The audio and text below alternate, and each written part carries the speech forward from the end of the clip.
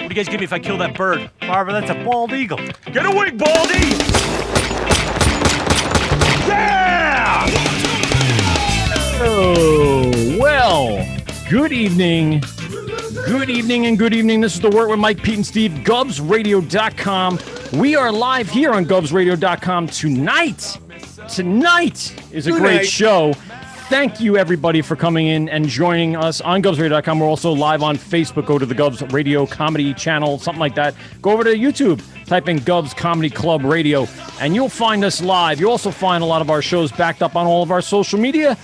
Our links are in our Instagram, and you can find us in podcast form in the next coming days on all of your favorite podcast platforms. Tonight, we are joined by some really awesome guys.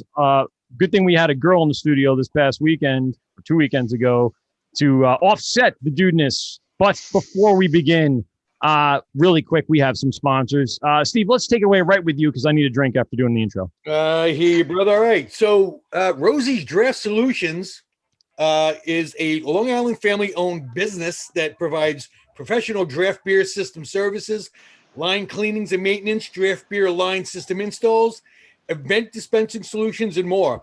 They are very passionate about the craft beer scene here on Long Island, making sure that the same quality that left the brewery is going to be in the draft systems. And the only way to do that is to keep those lines perfectly clean. Rosie services bars, restaurants, halls, events, and all other beverage establishments, including home kegerator system installs and maintenance. Some of the breweries that they take care of on the island: WA Meadworks, Blue Point Brewing Company, Darling Brewing, who we just had on recently, 1940s Hopwinds, Marich's Field, and our buddies down over at Hopscotch. They keep those lines beautifully clean. Tight. You can reach Rosie's at rosiesdraftsolutions@gmail.com, or you can give them a call, 631-219-2075, Monday through Sunday, 9 a.m. to 8 p.m. Mention the Wort and get some special discounts. There you go, Steve. You've tightened up that promo. God so damn professional. I had to, bro. Tight. I love it. Had to as make you're it going nice through Nicky. it. And of course, let Nick know that the Wort sent you. We are also tonight sponsored by Brewbag. Brewbag for your beer pong cornhole game right there in your backyard when the weather is not 25 degrees below. You know what? Screw it. Just play with it in your basement. Who gives a shit? Okay. If you have a 8-foot ceiling, that's all you really need to stand. And then you throw your Brewbag. And it's beer pong cornhole, played outdoors, but played inside here in the winter months. Go to brewbag.com and order yours today. Follow our link on our Instagram over our link tree. And, of course, receive a percentage off your order. Or you could type into the promo code WORT, W-O-R-T, or we pronounce it Wort. Peter, let's take it away with VintageBeerShirtClub.com. No one likes new beer shirts. Vintage ones are where it's at, obviously. No one. Who wants a fucking new? No. They're not worn. I mean, they're not like used from a thrift shop. They just have old vintage logos on them, Peter. Yes. I'm aware. Brand new shirt. I know. Your never been worn before beer shirts of breweries no longer in existence. There you go. That's a proper promo. Please go to VintageBeerShirtClub.com. Enter promo code WORT. W-O-R-T. Discount off your first order there. Mm-hmm. No one looks cooler than a guy in a vintage beer shirt. There you go, a little Buffalo great beer. Valentine's Day gift if you looking don't know for what that the special fuck to get summer. your husband or boyfriend. Or your side piece, whatever. Or your side piece. Ooh, Very gotta have that Don't side. forget your side piece on Valentine's Day. Don't forget them. They need love too. Your side piece on Valentine's Day. Because So if rat you your do, ass out. then the side piece contacts the main piece, And then it's then a there's whole no thing. peace. It's a Then whole there's no thing. peace. There's no peace. Tonight, we're also sponsored by Brewers Hardware. Sorry to follow that up with brewershardware.com. Brewers Hardware for all your brewery needs for your small or large capacity brewery, specializing in tank, I guess, what they call adapters and pieces. So go over to Brewers Hardware. Tri-clamps. Try lots of tri-clamps over at Brewers Hardware. All the tri-clamps. So get those today, Okay. brewershardware.com, and in the promo code type in Wort, W-O-R-T, for your discounted, purchase or order. A couple of honorable mentions. Big shout out to taphandles.com, of course, hopscotch.com, and then our buddy over at Hartwell Woodshop and Patchogue. Give him a holla holla. Tell him the Wort send you. I'm burping a lot. I don't know why. I ate too fast for dinner tonight. Folks, tonight, we have a great show. I'm going to promise you that now that we're through the promos. First off, I want to introduce everyone to Ryan and Howard from 90-Second Beer Review here on the show tonight. What's up, boys? Thanks, Cheers. Thanks for having us. Also, I want to say hello to Keegan, hailing from upstate New York, Saratoga Springs for Whitman Brewing, voted one of the top 10 new breweries in New York. So say holla holla, Keegan. Oh, All right. good to be here. Nice. Thanks, guys, for joining us and spending your Monday night with us. Since there's no Monday Night Football, our ratings have fucking soared. It's amazing. And there's no Islanders game. There's no Knicks game on tonight. It's perfect. Guys, I want to get right to you, Ryan and Howard, because we just finished shooting the Pints of Love special edition version of the Wort last Sunday, and not this past Sunday, not yesterday, but 2 Sundays ago. And we had a great time. We're excited to show it off. Lots of fun with Joe from WA Meadworks. But I'm interested in finding out how this Pints of Love festival began. I know I talked to, I think, Ryan for a while about the whole process and what was going on. I want to bring that to the audience because our goal is to get people involved and educated and, of course, entertained throughout the Valentine's Day weekend. Who wants to kick it off? Who wants to start it up?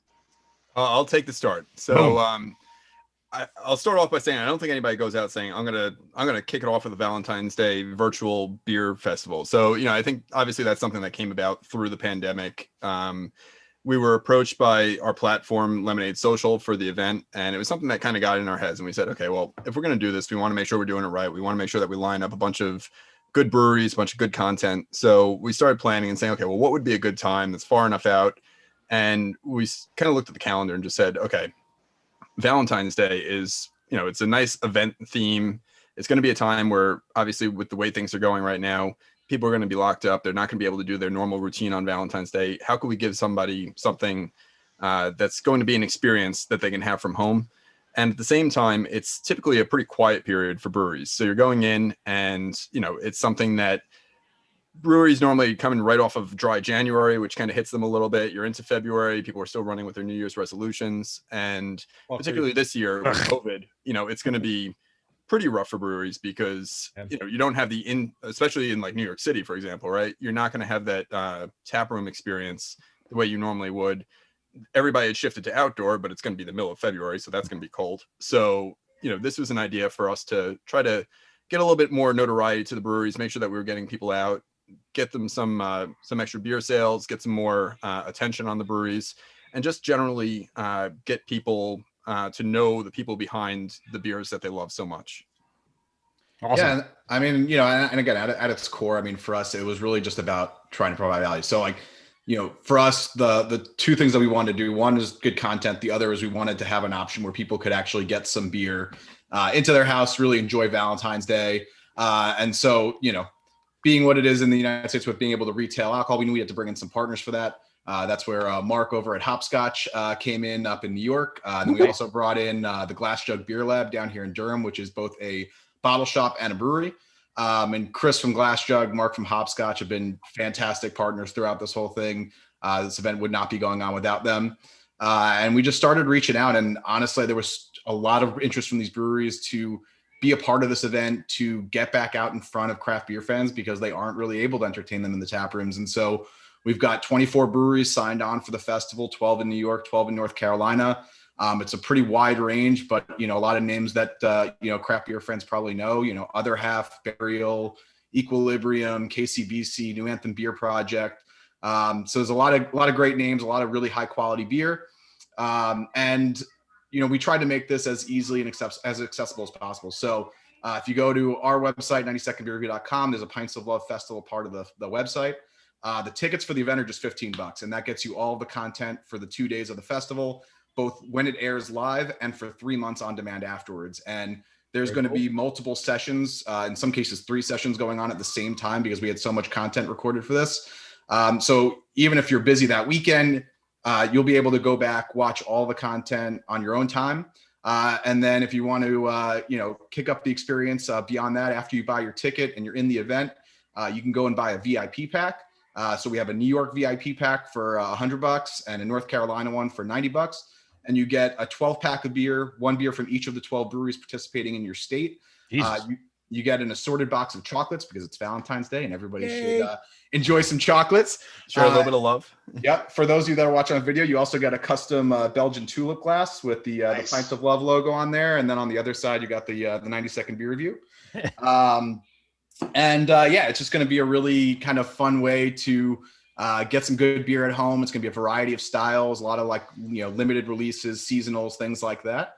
We're just really looking forward to it. I mean, we've been putting together a lot of the content over the last couple of weeks and, getting to sit down with the head brewers, founders, co-owners of a lot of these breweries and, either just get to know them or talk about specific beer topics has been, I think for Ryan and I a real blast. And I think that craft beer fans will really enjoy it because it's a pretty interesting but very approachable set of sessions where, you don't need to know all of the intense beer jargon to get into it.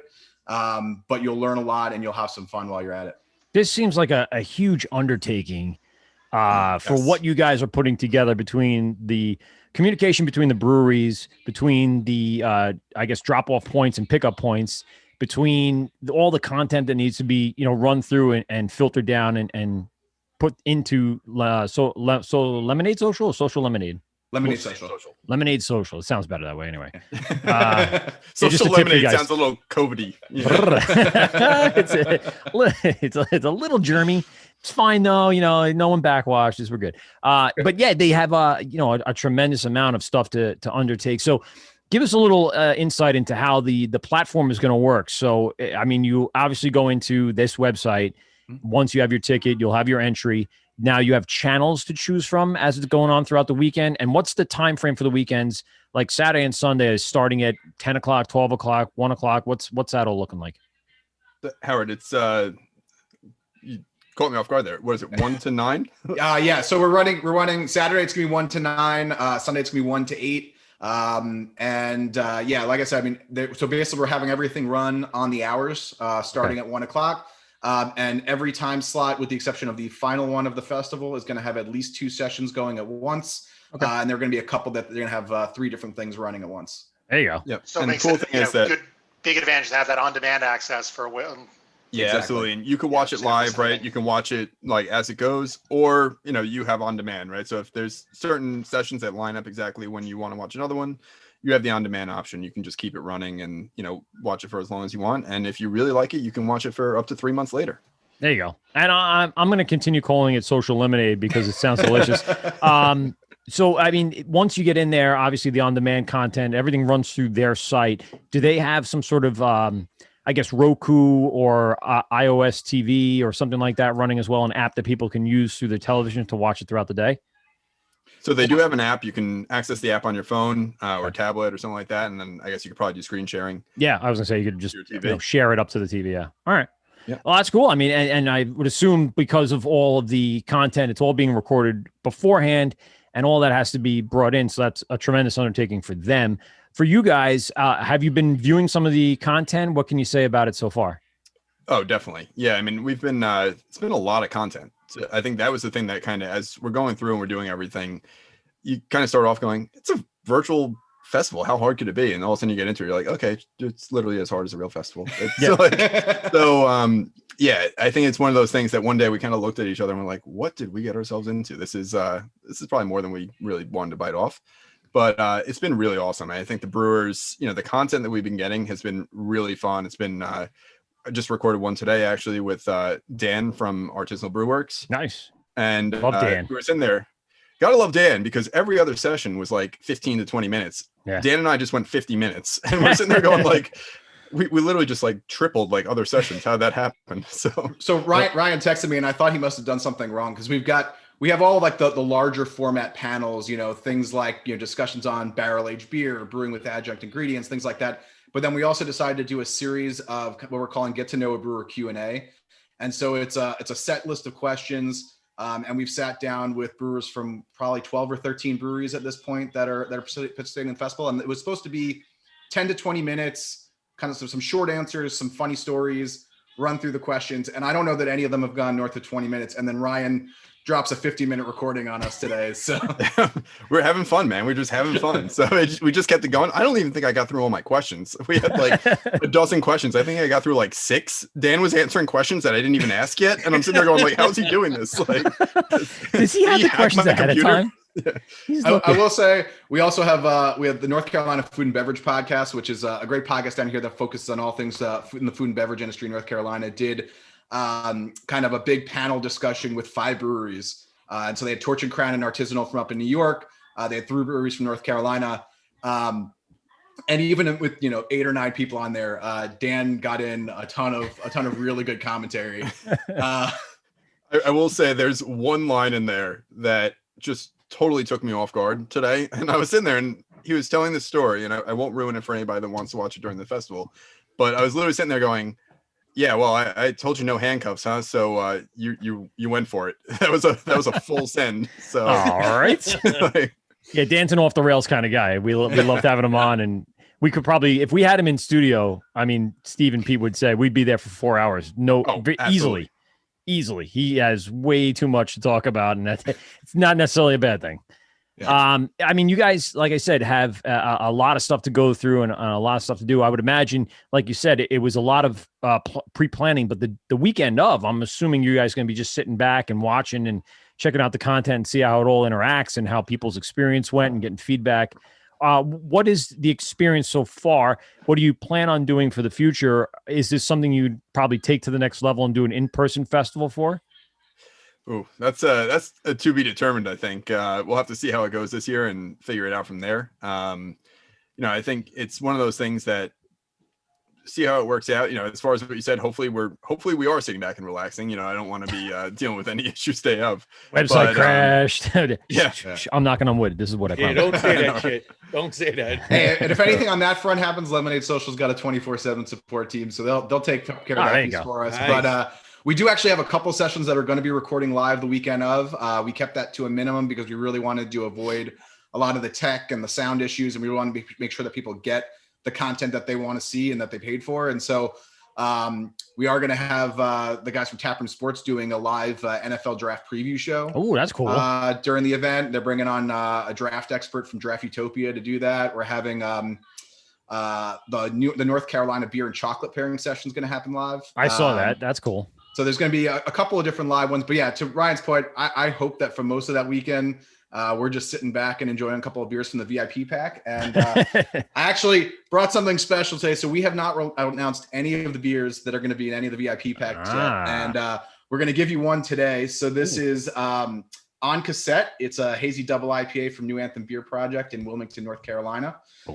So for those of you that don't know New Anthem Beer Project, they're a little bit newer to the scene, but very highly regarded for their hazy IPA. They've had a couple of beers make craft beer and brewing kind of top 20 of the year. It's a really awesome kind of, Mosaic, Citra, Amarillo, El Dorado hopped hazy double IPA. And so that is officially the first beer for one of the VIP packs that we've actually announced publicly. Nice. I like the can art.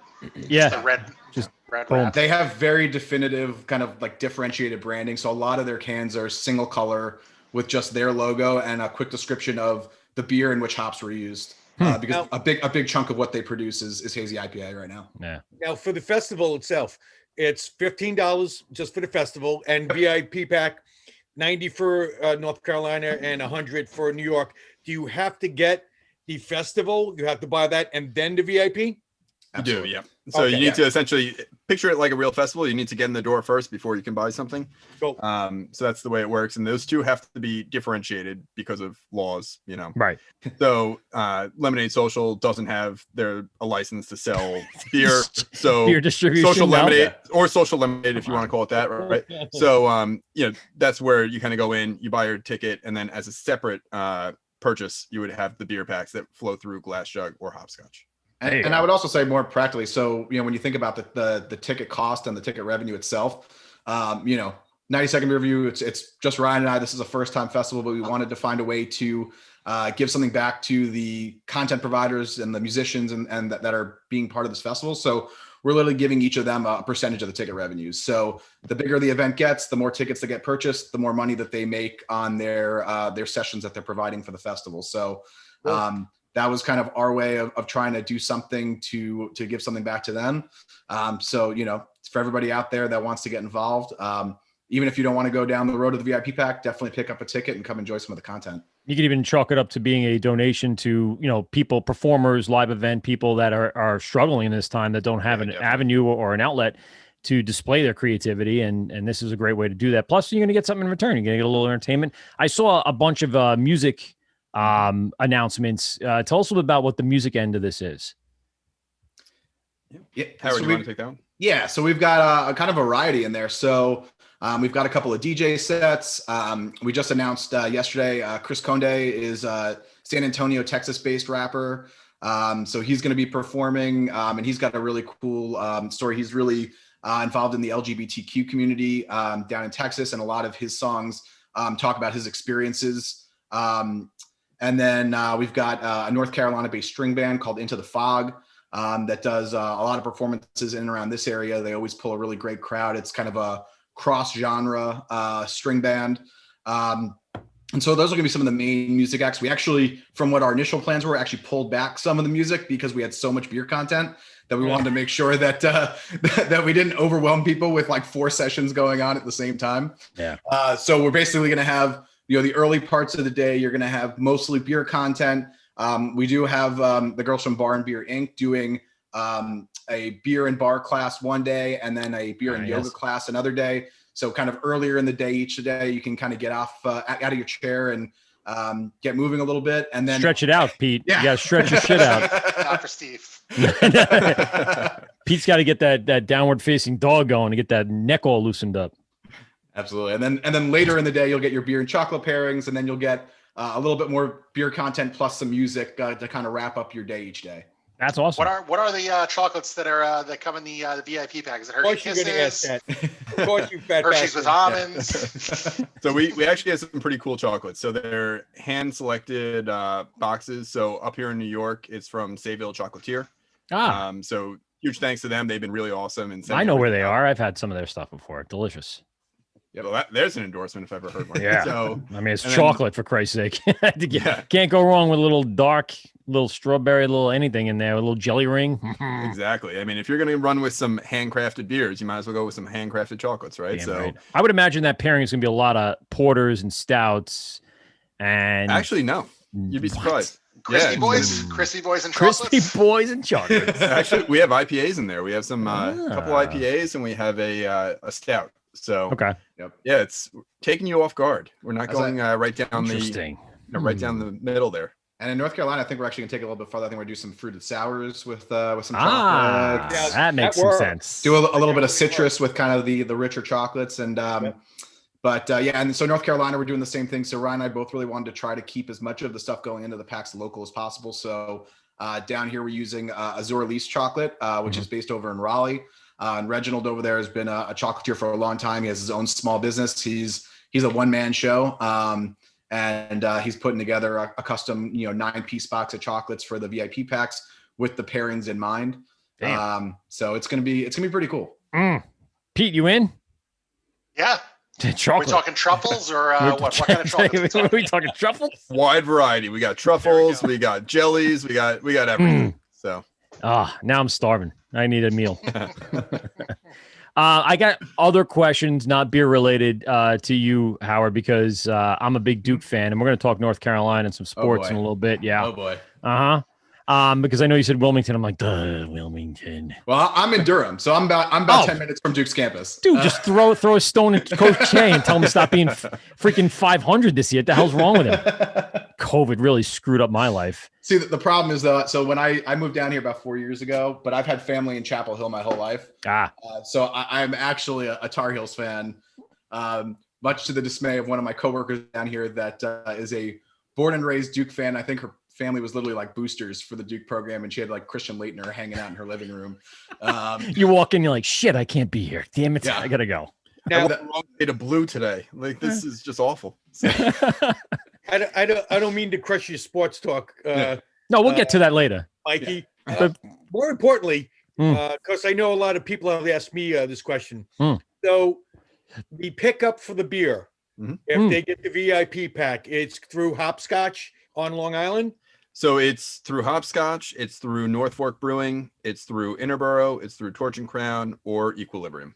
Oh, so you got to spread out all over the place. So we got upstate, spread out. downstate. We tried to make good. it easy for everybody to get their beer. And so you figure like East End, Suffolk, you have Queens / Brooklyn, you have Manhattan, and then you kind of have, I don't want to call it upstate. That's a very Long Island thing. Yeah, I know. It's not really. It's really downstate compared to where Keegan is. Non-5 boroughs, but north of the city. So Keegan's like, that's downstate. That's like New York City. You kidding me? That Equilibrium shit. Those are like fighting words. If you say like call it upstate to somebody that's actually upstate, they're like, "What are you talking True about?" story. Yeah. And Steve, to your question, so what we're basically doing is the sales of the VIP packs close on February 1st. We're going to take a couple of days to work with Mark at Hopscotch and Chris at Glass Jug to get everything packed, get it out to the right pickup locations. In North Carolina, we have 3 different metro areas down here. And then you'll have about a week before the festival to go to your chosen pickup location. And they'll have your VIP pack waiting there. They'll check you off the list, and they'll send you on your way with your box. So how's that distro working? I mean, Ryan, you're getting in a car, driving to these breweries, bringing them to those spots, or you got? So luckily, Mark is handling virtually all of that. Fucking Mark. Of course he is. Right? He's like, he'll give me an excuse to get to Equilibrium and pick up 17 cases to sell them out of the bottle shop. Exactly. But it's true. He'll use it. No, I can't blame him either. Does he really want to be in his home? No offense, Mark. Do you really want to be in your home with the screaming newborn? No. No. You want to be on the road with Ryan, like living a boys' weekend, hanging out at breweries. This guy. And by the way, the next time Mark asked for what brewery should we go to next, it's going to be Whitman, because I am thoroughly enjoying Flow State. Yes. And you guys have cracked open the Belgian. Keegan, let's get to you for a little bit. Let's talk a little bit about this. This is a awesome brew. I want to get to how this was all put together. Let's first hear the story. We were talking a little bit before the show about, kind of everything that's going on. And you got a lot of plates spinning in the air. Give us a little history of how you came to be the director of the brewery, and or the Squeegee Grunt. Thank you, Squeegee Grunt. There you go. From Squeegee Grunt to director of operations at the brewery. It's we're barely out of year one. It's everyone wears like 20 different hats, so whatever it works. So I was actually brewing. Was a head brewer in Connecticut in the Hartford area, which is originally where I'm from. Which brewery? Back East Brewery. Oh yeah. Okay. Connecticut. Yep. So I was there. We have one family who owns Whitman. Krager family. They're awesome. They're actually also from the island. Don't ask me what town. It's something that starts with a wampum, or it's an Indian name of some sort. Sure. Everything here is an Indian name. Massapequa, Kennequot, all that good stuff. Vowels, consonants. Yeah. Yeah. Yep. They had kind of reached out, kind of described this project up here in Saratoga that, that they wanted to get going. They've been living up in the area for a number of years. Had originally kind of started coming up because of the horse racing, just fell in love with the town, the area, the people, and ultimately just moved on up. And it was a really cool opportunity, and just I've always kind of wanted to be able to kind of get in on a ground floor rather than kind of picking up where someone left off. So tell everyone a little bit about the town. Saratoga is an interesting place. I used to work for NYRA. I would do camera work for Belmont and Aqueduct, and every summer I'd get invited to go up to Saratoga. And one year I took advantage of that and did about a week up there for the first part of the season. Interesting place, and very it's beautiful. It's upstate. It's I want to say secluded because there's not any major metropolitan around, but in and of itself, it's a great town. Tell us a little bit about, what Saratoga Springs was bringing to that area, and what the town is like for the craft beer community. It's honestly a great hub. Everything kind of comes, east or west, depending where you're going out of Buffalo. As you go north, you got a couple kind of great places that are kind of hidden out in like the Adirondacks, the Lake George area. And there's a continually growing scene that is, popping up in that kind of Albany, Troy, that capital region area. Yeah. And at the center of it all is Saratoga, which, as you mentioned, the guys at Artisanal, been here before us, and, they've been a great resource for us and just great guys. So for us, it was kind of pretty easy to get going when all of that's in place. And as we all know, the craft beer community is amazing pretty much anywhere you go in the country. So Saratoga itself is really cool. It's my favorite fact that I had first learned was per capita, it has the second most amount of bar licenses in the country behind New Orleans. That's good trivia. Nice. Yeah. So, Hey, boys, when you come we're to going to town, Saratoga. Yeah. when you come Mike, to town, your town and my hometown were Yep. on that list. They were. Right, Lindenhurst, New York, at one point had the most bars per capita in the village. And that is not true to the day, because a lot of businesses, not because of COVID in general, but overall businesses have closed and moved away. But a lot of new restaurants are kind of popping up, and that's good to see. Like some of the smaller bars closed, but the bigger restaurants with the gastropub is opening up this summer. And there's another in-town place called Restoration that serves only craft beer. So, same thing, a lot of the towns kind of are making that conversion to more of that, I don't want to say upper class, but that kind of different kind of approach to how they serve their alcohol and what they have on tap. Have a lot of the restaurants by you taken to craft beer and done those things within the town? I would say the overall majority certainly have. There's no denying that kind of that horse race season with the mass influx is definitely. It's crazy how many people flood to that town. Yeah, I think they cleared in 8 weeks. It's about 1 million, give or take. Actually insane. But again, we kind of get a lot of if you're kind of looking for a nice night out, again, the people out of the Albany area come up. It's only about a 20-30 minute drive. And then as you kind of start getting into the Adirondacks and a little bit more of the country, Saratoga kind of acts as that bigger hub where if you want whether a nice meal or come out for a night and kind of bar hop, and with, again, like I was saying, the amount of bar licenses, the restaurants, everything, it just it caters to everyone. It has something for everyone. It's really the only way everyone stays in business. Now you guys are relatively new.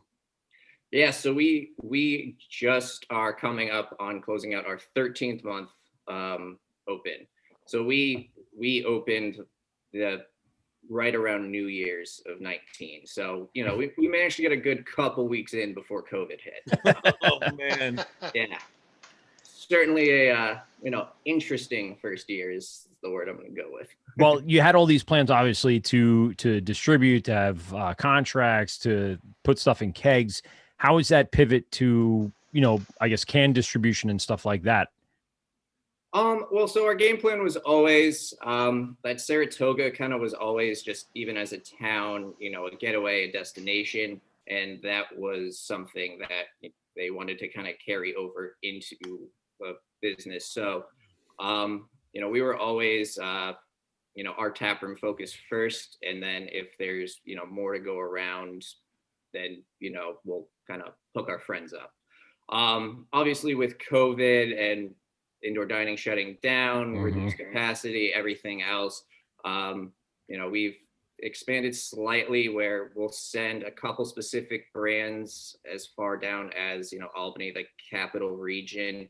But, the important thing I think for really, any brewery, anything is you got to own your own backyard. So it's not something where we wanted to just rush, push things out, send it far and wide and just be like, well, the check cleared. That's not what we're about. And especially when it's year one and we're really trying to establish ourselves in the community as a brand, as a brewery,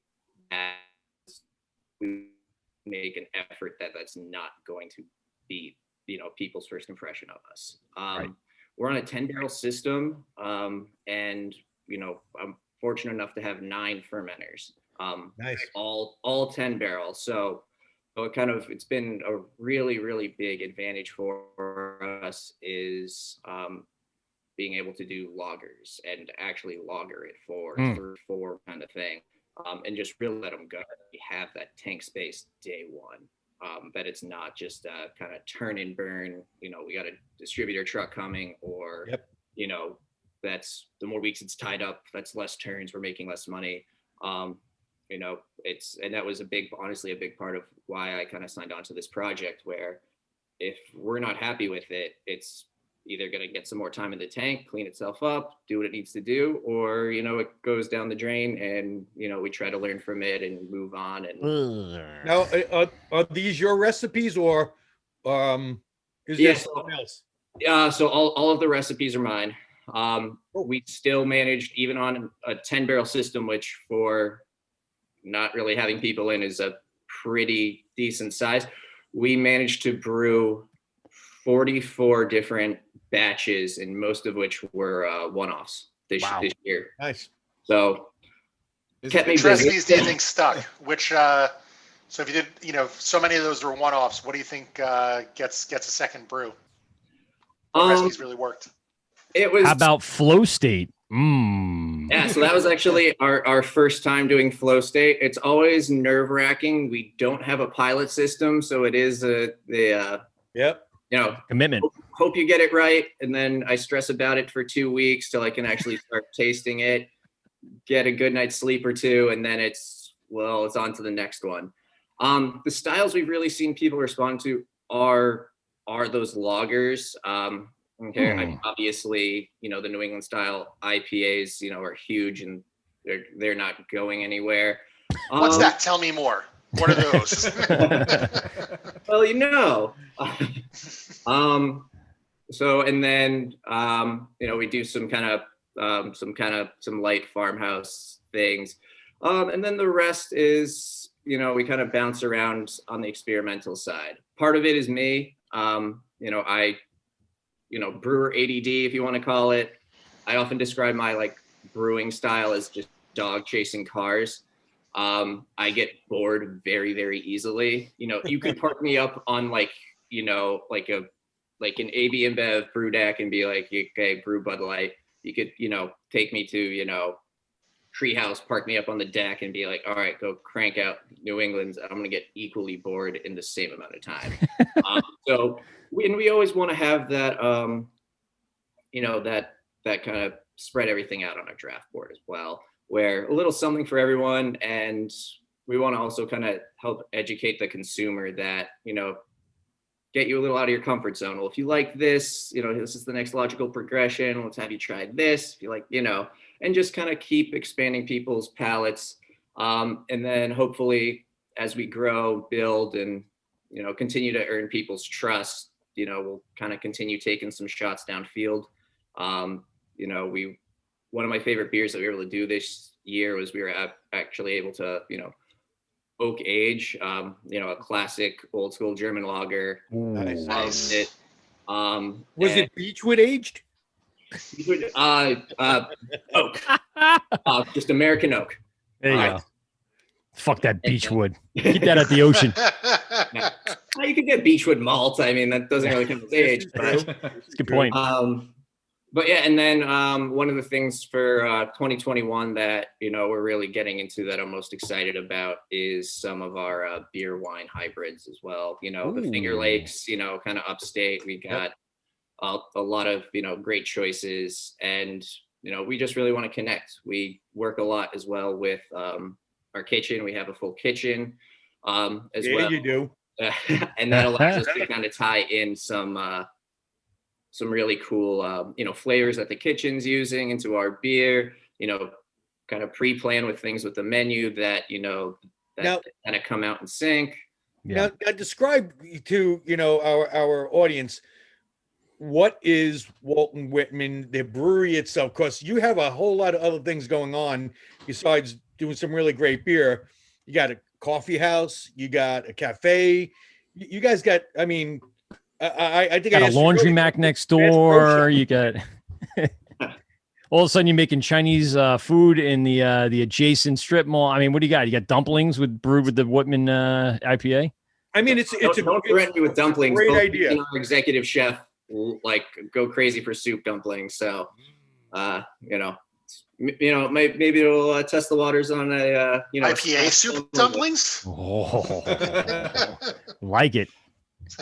Hey, I got to come to the That's brewery. the dumbest thing I'll say today. Yeah. Or at least I'll try for that to be the dumbest thing I say today. Well, if you pair with pork and like a little scallion with a little spice to it, that actually might work out pretty well for pairing. Spice it like a winter warmer. I mean, you got oysters, clouds. You can throw pork in the boil. Yeah, there you go. Just the whole rump roast. Throw a hog in there. Just a live pig. Yeah, just drown the pig in the boil. My, vacation days right before that beer drops, but now you sound like Yeppy over at Evil Twin. You're like start throwing like avocado and fried chicken in there.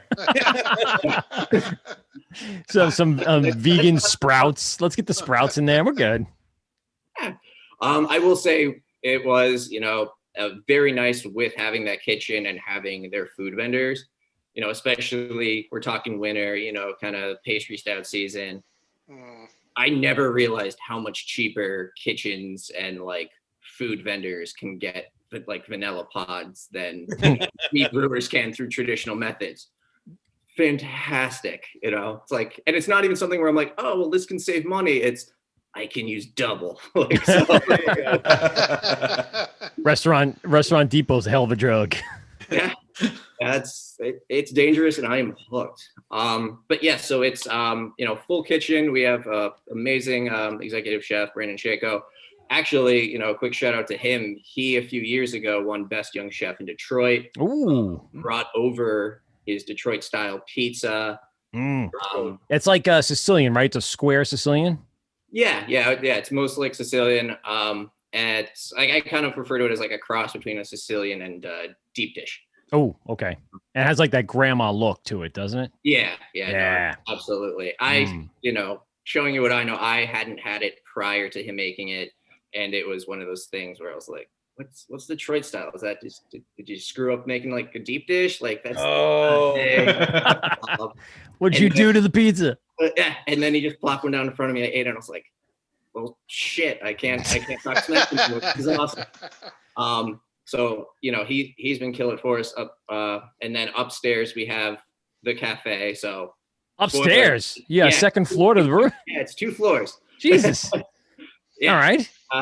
So upstairs is the cafe. So He's got the Dave and Buster's of breweries over here. Third floor is the brothel. After hours, the employee lounge. There you go. The champagne room. Yeah, you got another special knock. So it's coffee, like our in-house coffee. We actually do we have an amazing baker on staff. We do in-house made for trademark purposes. They're called Walt tarts. We can't call them Pop Tarts. Like I think that's about it. we make those, breakfast. Doesn't stop the breweries from making beers like that. That's exactly what popped into my head. IT theft on the kitchen side too. Yeah, that's great. They probably leave you alone on that side. They're going after the brewers. I like to think we're ahead of the curve in that front. There you go. Exactly. Synergy. It's dangerous with all that, good alcohol, good food. And, we always try to kind of find ways to kind of cross over and kind of intermingle and work these departments, just because we're fortunate enough to have them, where the reality is most breweries don't get that, or they certainly don't get that day one. So we try to, capitalize, make the most of it. Actually, quick shout out here. It's technically work. I had to crack a test bottle. You don't have to downplay it. You can just say I'm drinking on a Monday night. Shameless plug. So it's actually, we did a custom coffee roast as part of a pastry stout we were doing with Upper Pass out of Vermont. Shout out to them. They're amazing. Love those guys. Tim, their brewer, is a stud. They can get such nice stuff. Yeah. Well, so they actually, they own, and I always screw it up. I always want to call it like a rotisserie, which that's not what it is, like a roastery. So they do their own coffee blending as well, plus our cafe. We put those together. We put it in a beer where we took shredded coconut from the kitchen, toasted it in-house, your classic chocolate vanilla, and then actually used a ton of blackstrap molasses. And, Oh, nice. Yeah, so it comes in 750, and this is my last glass. So well, look, time to brew more. It is also 13.8%, And not taste like anything. This one's gonna get me in trouble. Let's go back to the coffee really quick. So you do some in-house roasts. Where are you getting your beans? Are they Colombian? Is they locally grown? Are they Filipino? We get them from a variety of sources. So we kind of hand select them. We kind of bounce around suppliers. Just some are we always try to keep the company we go through local, and we just kind of work hand in hand with them to kind of just curate everything and keep everything, tight, different, but making sure that, the people who are kind of stopping in and before work every morning are still able to get what they enjoy, which also, we also serve beer. So you can also buy beers. So once you have your coffee and you're woken up, now you can go downstairs and fall asleep. Work, yeah. It's smart you put the coffee upstairs and not the beer upstairs. That was smart. Oh yeah. I don't want to think what the weight of a 10-barrel tank full would do on a second story floor, or 13% stout that people have to then walk back downstairs to get where they need to go. I mean, our owners have a good sense of humor. I would love to throw a log of this and switch it out from like the cold brew line and just see if people notice. People pick up on it. Yeah, I'm pretty sure that wouldn't fly though. I'd enjoy it. Is that like an Impractical Jokers scene right Yeah, there? there you go. We'll get Murr to go and what do you mean? It's coffee. I don't understand that. I taste the coffee. I taste the coffee. I mean, what are you doing? Q will be back there like slinging. Yeah. Sorry, Steve. What? How many taps in the tasting room you guys are pouring? We generally try to keep it between 8 and 12 different lines going. All of it produced in-house. So we don't really do guest taps. We'll sometimes we've talked about it with some kind of upcoming collabs. We might bring in a couple kegs just to drop along with our collab. But You guys licensed farm brewers? Sorry? Are you a licensed farm brewer or micro? Micro. So when we were first opening up, and especially in the state of New York with all of those, awesome incentives, we were looking really, really heavily at the farm brew license. Really kind of what steered us away from it was the New England style IPA as that percentage kind of goes of New York grown. And that also are the farmers able to keep and scale up in that fashion, but that also then takes off, the likes of, Galaxy, Citra, Eldorado, Oh yeah. any Australia, New Zealand, South Africa, if you can kind of sneak it through, or some of the more proprietary strains off the table. And, with everything going on, we just, we're in a kind of an adult alcoholic playground. So we just wanted to make sure we had as many avenues to explore as possible. That was always my question with the farm brewing license. It's a great incentive for a brewery, for it's getting, a little tougher now, but are there those incentives there for farmers to produce those grains and those hops that the breweries need, And that's the whole thing behind it. Yeah. They wanted to make it where the farmer now has an avenue to sell. They tell them, plant this many acres, you're going to sell it because this many breweries are going to have to buy it. And that was the whole idea behind it. It works, and there's a lot of tax incentives that go along with it. But as you were saying, Keegan, when I have my brewery, same thing, we just, the amount of other things that you cannot get here in New York, those sexy hops, even a lot of the different grains, that like Wireman grains, Pilsner malt, stuff like that. You have one a little bit of better product, a little cheaper, and you can always get what you need. We actually have a couple sessions on this. And also, as each, it's, don't quote me, but it, every year, 2 years, that percentage goes up, creeps up. So it's something where it was very appealing to us, and it was like, we can make this work at this level. But looking ahead, when now it's 80%, it was just really around the hops that did it for us. We try to use as much New York grain as we can. You have 1886, Empire, you have some spots down the Hudson Valley doing growing, malting, all of that. And I personally also just really like using things like Spelt, Emmer, bringing in some of these more ancient grains that are also really good for farmers, that it's not particularly taxing on the land and are durable, where there's even less risk of losing a crop due to inclement weather or some sort of infestation.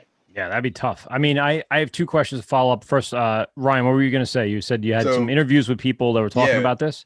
Yeah, we actually have 3 sessions that are kind of dedicated almost to this topic. So one Howard did with or I guess 4 sessions to a degree. One Howard did with the malters, so Hudson Valley Malt, Epiphany Malt, and Riverbend, I believe was the third. Yep. Talking about the malt side of things.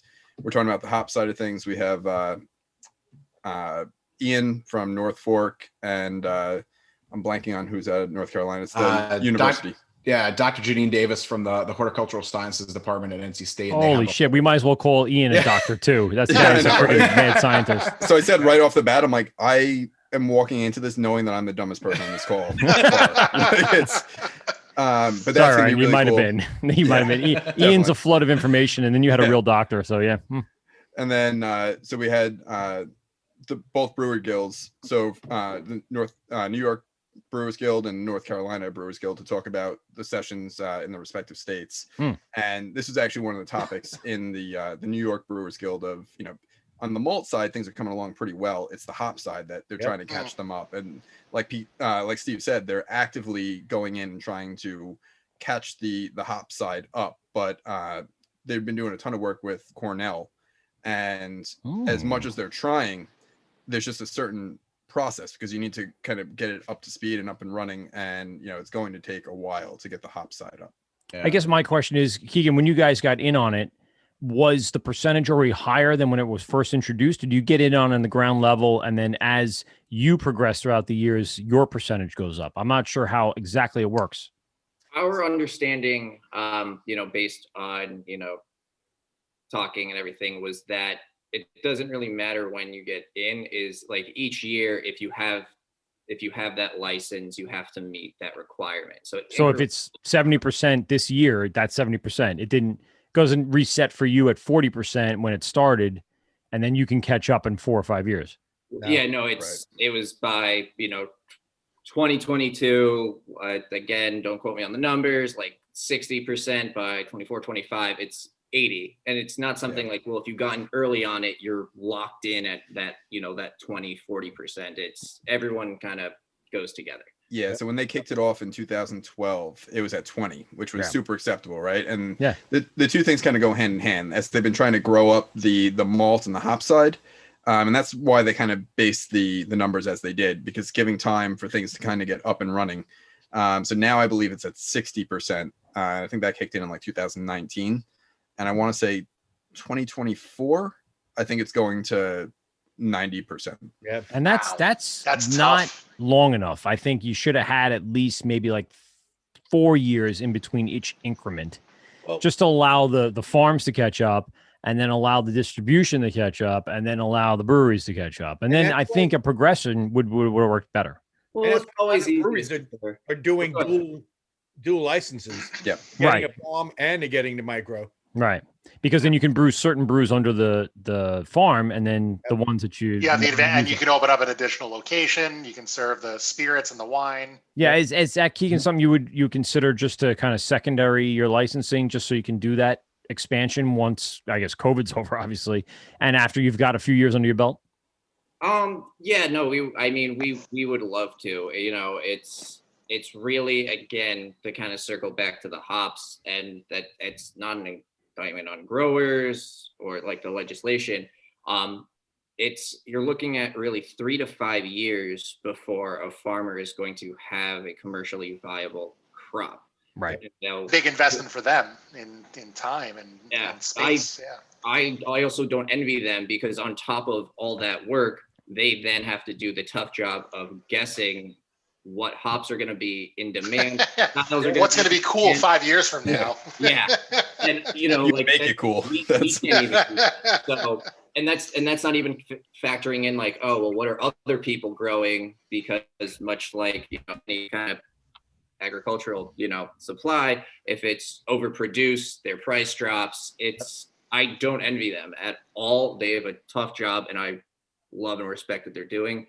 And that's not even just for new variety. That's just if they want to add additional acreage, as they're saying, oh, this farm license is catching on, or people are really just liking our hops. They still have to go through all of that. And on top of it, let's say the license does catch on, but then it hits a wall, and now you've overextended yourself by buying more acreage, by planting more hops, by guessing what the new hop is, and that ends up flopping. I mean, what do you do from there? Look at Ryan at 27 hops. He was, planting all different types of hops. Some of them. The hop yard at Route 27. Yeah. And now he's doing CBD.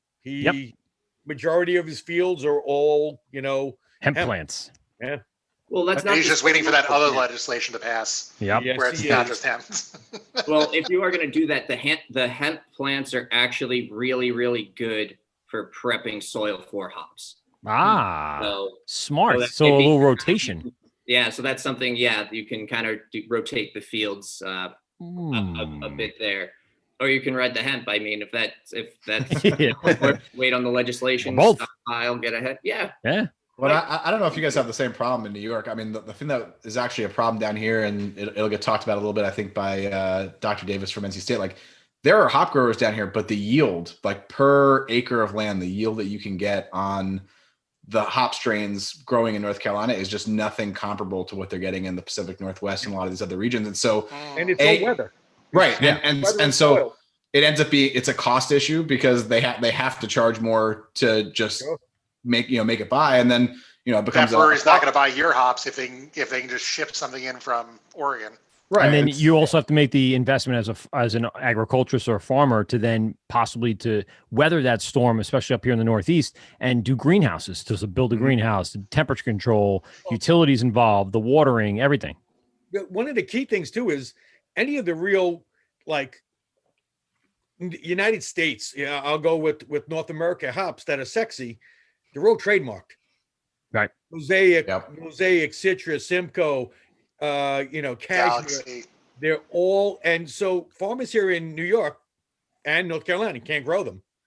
Yep. I mean, they could probably steal a rhizome, grow them, but they have to call it something else, you know. And then who gives a shit if it's not called Galaxy? Exactly. No, you can't grow Galaxy in the States anyway. Because if you don't call it Galaxy, it's not Galaxy. The closest I've seen was actually off a Racow, though. Like they were calling it something different. A lot of the growers I've spoken to say it actually takes to the soil really well. The issue is it is just not disease resistant. So it dies really quick. Unfortunately, with hops as a plant, you can, it's kind of like that saying where you don't have enough blood in your body to be hungry, think, and have other parts all work together. You can pick two of the three. It's kind of the same with hops, where you can kind of pick high alpha acid, high oil, or something that's going to be able to kind of fight off disease and pests. And especially with New England IPAs, you look at take a Galaxy, that oil content, which is why all these kind of super sought after hops are sought after, is how much flavor they get, which is right from the oil.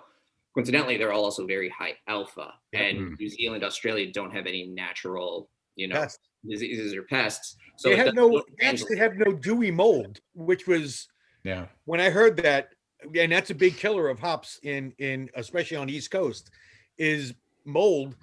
The soil they're in, they don't even plant them in a mound like we do in the States. They plant them flat, and just the climate and the soil, they don't have to ever worry about dewy mold or mites. Yeah, you do have to worry about kangaroo attacks. That you do have to. There's that. Well, and a koala. And apparently hail attacks in New Zealand this year because yeah. They're COVID free, but yet they have that. Yeah. It's I fine. think too, going forward, kind of tying it back into that farm license, and I think it'll be, or at least hope it'll be true for New York and other states, is again the idea of the state or regional or localized flavor. Yes, obviously smaller producers are going to have to charge more for those hops. They do not, they might have the same name, but a lot of times they don't have the same taste. And for me as a brewer, I love that. It's the same thing as when they hype wines with the terroir that comes through in the hops. To be able to do that, and what you're getting off local grain, you can really kind of create that that New York, that North Carolina kind of flavor. I mean, you really want to go all the way with it. Throw a cool ship in there, have it, you're inoculated, go out, swab with a little, air plating, go culture some stuff up you swabbed off a tree or this or that. Go full circle with it. Sure. The couple of people checking in on Instagram, they've come and gone, but Butch C73 says, "What's up?" Farmingdale Brewing Company, which I don't think is a brewing company. I think it's just a bar. Bubbly beer drinker. He's a constant one I see online a lot. Jeff Sadden from Ocean. Oh, wait, I got it here. Ocean Hill Apple Brandy. Ocean Hill Apple Brandy. Jeff was checking in saying, "What's up?" There's my brandy. There it is. What number bottle is that, Mike? I have bottle number 104. Hand numbered by Jeff himself. It is true. West Babylon Superstar 948. That's our buddy that does some really great live reviews over at the West Babylon Superstar. Cilantro Denver. I don't know who that is. Jordan R. We know. Sheila from over at Long Island saying what's up. She loves beer on Instagram, so check her out. So yeah, just a bunch of people saying hi. All right, I want to get into. Tell me a little bit about this wonderful Belgian ale I've been drinking. Are you enjoying it? I'm gonna go open mine. Okay, there you go. Open it now. Get it done. Get it now. So that's our. Wait, before you say that, Keegan, I want to say I was 100% amazed that it made to my house without breaking. For some reason, and thank God you sent some beer to us. I appreciate it. Thank you very much. But when it was on my doorstep, I picked it up and I heard a rattle. And I went, oh no. I brought it in. I'm like, okay, it's not wet. All right, good. So I put it on my counter. I opened it up. Perfectly fine. You did whatever you did to magically make those things come in the right way and fully intact was awesome. And so I gave the bottles to these guys because they're the real Belgian drinkers. I love the IPAs, though they both got IPAs as well. Let's start with the Belgian. Go ahead. Sorry. Shoot it off. I just want to say thank you for shipping it here. No, it's a long-winded response to thank you. No, it's my pleasure. I mean, kind of hard to do this without trying the beer and Yeah, that's and it was a tough ride to get up there for the weekend with everything that's going on. Yeah, just you wait for race season and when it's nice out. Let me ask you a question. How far are you away from Hunter Mountain? Mountain, about an hour. Yeah. All right. Yeah, it's one of those. It could be closer, but there's no kind of that direct road, so you kind of got to get off and kind of make your way through the forest. So I might be doing a loop back from Hunter in a few weeks, and I might stop by, say what's up. Every time I hear Hunter, I think of Entourage. Like, if you can ski Hunter, you can ski anywhere. If you can see Hunter. Yeah, it was also the site of the the New York Guild Festival, which is always a great time. That's one of the ones on our radar to broadcast from. That's one of the ones we want to head up to. We've had talks to people, I'd say 3 years ago when we first started. I'm looking at all these festivals around New York State going, we got to get up there. We got to get up there. Shooting out DMs, just saying this. And they're like, yeah, just let us know when it gets closer and blah, blah, blah. So that's one of the ones we would love to go to. Late night, it gets interesting. That might be one you have to do the most amount of editing of any of your episodes. Believe it or not, Keegan, no, it isn't. We've had some really rough ones, and we don't edit. We don't edit curses. We don't edit content. Fuck. Exactly. See, Pete knows. We don't do that. So go ahead. Sorry, you were saying. Yeah. Classic segue. So, whatever it takes, what we just kind of made is just kind of throw our hands up. COVID. The label art, we use a couple different artists. So that was actually done by one of the daughters in the family that owns Whitman. So she took it upon herself, and we wanted to really kind of showcase that. And it's just a really nice, simple, easy drinking saison. So again, kind of going back to those, grains a little. We used both spelt and emmer in that beer, and it kind of gives it a little, I think, more kind of a light, smooth mouthfeel, a little nuttiness, but really what I think shines through is the yeast. So that was one we actually got from a lab in Canada. One of their founders was actually one of my professors when I was going to school. So that's just a little kind of side text of like, hey man, like what do you got? What do you got that's like new or like not quite listed yet? Like, come on, hook me up. Perfect. Boom. Yo, bro, hook me up. And I honestly, I love that strain now. I get a lot of kind of like ripe pear and these just kind of like fruity, like almost like orchard-esque kind of driven notes to it. Had a nice, dry, crisp, mouthfeel to it. Yeah, it's not something that's going to really kind of like coat your mouth or really linger on the tongue. And, I think it's trying to walk that line of really kind of packing in the flavor, but still making it, very, light and sessionable. Oh, definitely. So I'm, that's one of my, favorite beers that we have out right now. And thank you for, again, shipping that out to us. Yes. Yeah. It was my pleasure. It smells amazing. This is all I have left of it. And you're annoyed that you only have that much left of it. Yes. Yeah, like I said, more reason to swing through on the there you go. On the Hunter Trail. You want to come up to Hunter? We go tubing? Hunter? You want to go tubing? Get Johnny Drama. Go ahead and tubing with us. Yeah. Pete, you're a big Belgian fan. What's first impressions right off the bat? Love it. Super effervescent. Smells amazing. Tastes like a saison. It's good. I fucking love it. It tastes like, that's right up your alley. You and Steven love. I like Belgians too, but not as much as you two do. I'll IPA it all day. In fact, I might actually end up IPAing it all day. And give us a little breakdown about this. So this is Flow State. It poured out almost like a wheat. I know it's going to be hard to translate on that because it looks very orange juicy because of the color temperature in my basement. But it actually poured out a lot lighter than I thought it would for I guess an IPA, or is it a New England style? Yeah, New England style IPA. Style, that doesn't really speak to it being not juicy. So tell us a little bit about how you broke this down.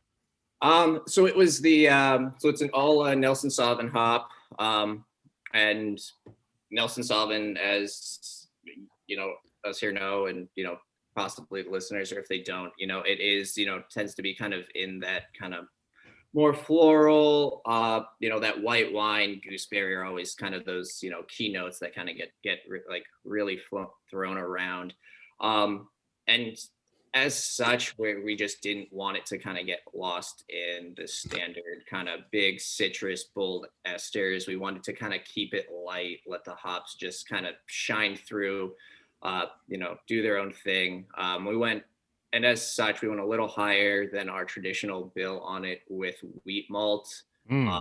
That's where the lightness comes from, yeah. Yep. Just to kind of punch it up a bit.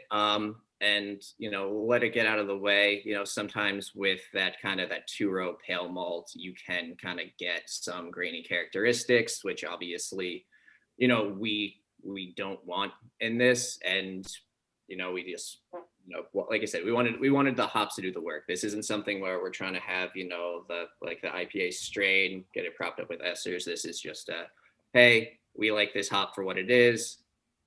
Here it is. And you primarily use Nelson for this one? Was there anything else in the build? Yeah, entirely Nelson.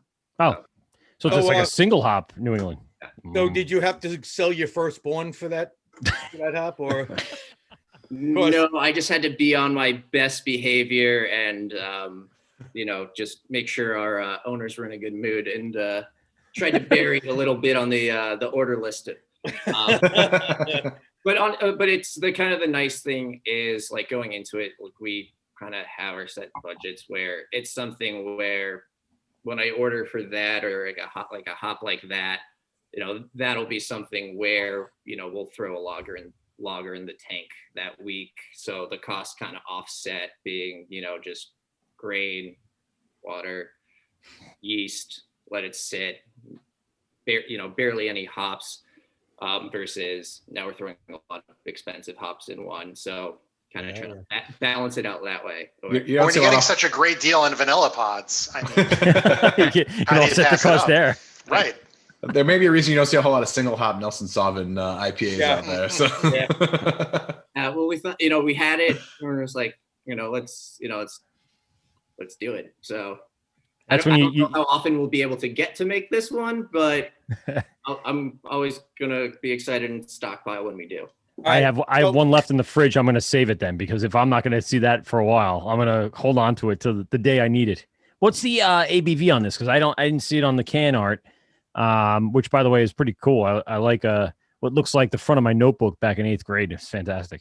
Yeah. So that one clocks in at, I want to say, around 6.5. Okay. Question mark. It's honestly, it's one of those, I don't legally have to put it on. Right. Well, I won't. It'll be. Why is that? It's in the social media post. Because it's in there somewhere. Part of it is just, and especially with COVID, the label approval times have been very hit or miss. And when you're kind of looking at the shelf life and the stability issues that kind of come with, the style, we didn't want like, okay, it's made, well, we can't package it yet because we got this thing. And then with ABV, you really have about a 0.2% leeway. Yeah. 5.8 on the Untapped.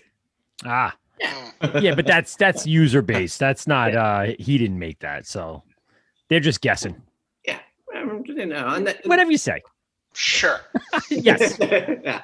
Now for us, it was also with that too, to really kind of wait until we hit terminal gravity to then fire off a label. Because again, for us, where it is, especially in that first year, that it is a lot of one-offs. We don't really have the data points of being like, well, we made this before. It was this percentage, put this percentage on. Right. You don't want to have to stick to that if you get something else out of the next one. Gotta double check social media. It is 5.8% on social media. There you go. Yeah. There you go. Well, Let's stay with that. I'm pretty sure that's what I said. Right? Yeah. But you let missed the record show. but that's what Pete 5.8, made up. Pete just created 8.5. it out of his Yeah. out of nowhere. So That's fine. Why not? Yeah. How many No, but I mean- pounds did you dry hop? Yep. Dry hop Nelson. How many pounds though? Because the aroma I'm getting from this, and obviously that beautiful haze, Mm. man, you put a lot of hops in there, brother. Believe it or not, only 22. Huh. For 20 10 barrels? 22 pounds in a 10 barrel. Get the come on, man! Don't be lying to me now. That's minuscule. man. That's not really something we advertise. It's not even really like a point of pride, but we're really happy, and that's kind of again why we're able to do something like an all Nelson beer like this. Is we're 20 to 25% of the total hop usage of a lot of these bigger IPA factories.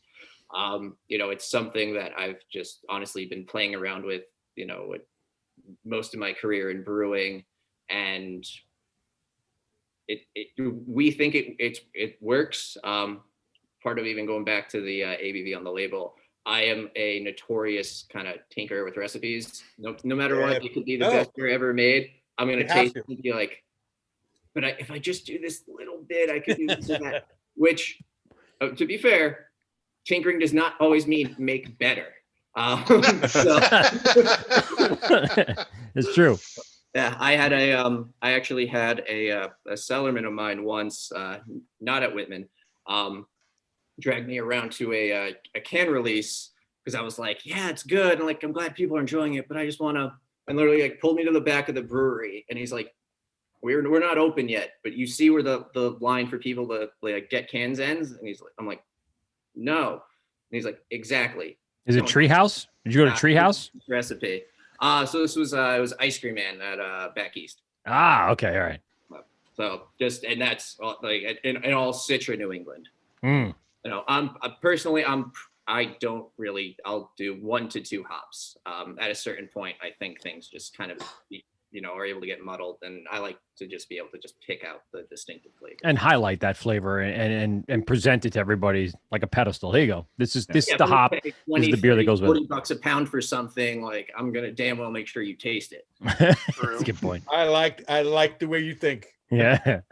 I got a couple of questions by what's on the board. I'm gonna post the question and I'm gonna go to the bathroom because I was trying to hold it and I was down here early in my bunker basement with Joe Biden next to me over here. And and my question is, so there's 2 styles that we had, the Belgian and the IPA. I want to find out what else, because you said you have 8 taps. What else can someone as they walk in, or what you have canned, what else would be on the board? Because I want to see, like, I know you said lagers and things like that. I want to see the diversity, throughout the board that you guys are producing and have up now. So right now we have a Danish style dark lager, which is essentially that we took, something like a Czech dark lager, made it our own. I'm just personally not too crazy about Czech yeast. The Danish yeast I hadn't worked with, but it had a cool write-up, and I was just like, yeah, this works. Throw it in there. And that's something we were able to lager for 3 months. Wow. Really happy with how it came out. We have a porter on board, pretty much just a classic English porter. But porter was my first GABF Gold, so stylistically, really, really just, a personal favorite. Obviously, again, we have the the pastry stout. We're probably going to drop that this week, whatever it takes. Flow State, obviously. We have our it's not a true Berliner, but I don't think anyone who makes them anymore really kind of the new aged with fruit. So we have one out right now that's a combination of blackberry and blueberry. That in total we used over 420 pounds of pureed fruit in the 10 barrel. It's a smoothie sour. It's a lot of sugar. And then we have just a classic easy drinking American light lager. We're actually only in takeout right now. So it's so we're slowing the in-house production a little bit, and it's, we're still able to kind of kick things off that draft board, which is just very reassuring and nice to see. So Yes. So Now you guys do any deliveries, or it's all just curbside? People come and get. So it's as of right now, curbside. We are implementing a kind of weekly order form where you can either order it and we'll do something. You can come in and pick it up. And we're still kind of debating amongst ourselves with kind of how far out we're going to expand personal delivery, kind of by neighborhood and concentration of orders and things like that. By the way, I lied. I went up and got another beer. That's what I did. Yeah, because it's on the way. I'm not. Yeah. I mean, He by keeps on the his way, you beers mean in his bathroom. So. So you got to keep a that tub toilet full of tank ice. is just the right temperature, so Yeah. you'd be stupid not to. It's a Yeah, roll tub the full of tank ice, together. and then in the tub, I also have beer and kidneys. So that's how I roll. There you go. very Where nice. else would you keep your kidneys? I mean, Oh, that's right. I mean, it'd be a totally undermining of the kidney collection if I didn't put in the tub full of ice. Well, you know what time it is, right, boys? I do. It's time for Steven's questions. I gotta get a promo. I'm terrible. I'm telling you. All right, so I'm gonna start with Keegan, but everybody else, it's the same questions. But Keegan, so it's 3 questions. First question is, what was that first craft beer that turned you on to craft beer? What was that one that you said, what is this? Holy shit. Second is, what's your favorite style? And then finally is, what is your go-to beer now other than the beer that you brew? Did you write those down? I remember 1 and 3. Yeah, that's about par for the course. Not bad. Yeah. So so the first one that really got me, and it's a bit of a toss-up. It wasn't the first one. The first one that really kind of made me say, wow, that kind of got me into at least exploring what craft beer was, I believe, Midas Touch by Dogfish. Dogfish lover, just like me. Hold on, I got something for you. I was just waiting for another Bro, he's person to got a say stash of Sierra 60 Nevada Pale minutes. Ale. 60 minute. What am I, a cretin? Get out of here. I got aged 120 for you, buddy. Oh, there we go. Boom. I have a couple of those upstairs. I got these are 2013s. Wow, Mm. that's extreme. Yes, That I've would been be like aged. that's a classic West Coast style, right? Well, I don't even want to say it's that. I mean, it's over the top. Goddamn barley wine. Man, I could just Yeah, imagine yeah, how much pretty that much. would destroy my palate. It's 12% to start, and after I've aged it, I'm sure it's a little more than that right now. So it probably would rival Keegan's 13% if I cracked it right now. But I'll save this for one of our get-togethers, and we'll enjoy this last one that I've been aging for so long. We'll break some stuff out. All right. So that was really the one that got me into at least exploring craft beer. It kind of became, instead of getting together with friends for Sunday football, it became getting together with friends for Sunday football. And then everyone had to kind of go out and get like at least a 750 or a 4-pack of beer we hadn't tried. It became a beer share with football on the side. Yeah, it was a beer share before we even knew what beer sharing was. With that said, are you a Bills fan? Are you a Giants, Jets fan? What are you? Uh-oh. You're That's from all right. Connecticut. I'm going to guess Patriots. Yeah. Yeah, all right. I have all my extended families from Boston. They're wicked second- smart. If The they second I followed hear Brady. that there's like a beer share going on at a football party, I just assume it's a Jets party because you don't Because even no wanna one's watching the game. Yeah, we have to distract ourselves. There's no reason to watch the football. No, hell no. It was long enough ago for me that like the Patriots were actually good. Yeah. So it was kind of it's the opposite of the Jets. It was a 12 months foregone ago. conclusion. Yeah. It was like, oh, we're gonna win. So like it's whatever. It's background. Put it on mute. What bottle's that? Are you still following the Patriots, or did you follow Brady down to Tampa Bay? No, Patriots. I think Connecticut really kind of instilled that like Okay. ride or die. There's too many of the, well, I like the Jets, but then I'm a Red Sox fan and I'm such a front runner. Like LeBron's in Cleveland, so I'm going to say I like that. NBA. You nailed it. Once All over the map. once the Whalers left, you know, everyone Hartford? just wrote the rule book. The yeah. whale that only comes around once, Once in maybe a twice. lifetime. Yeah, once or twice a lifetime. God damn it, Renee. Go Bridgeport. Yeah.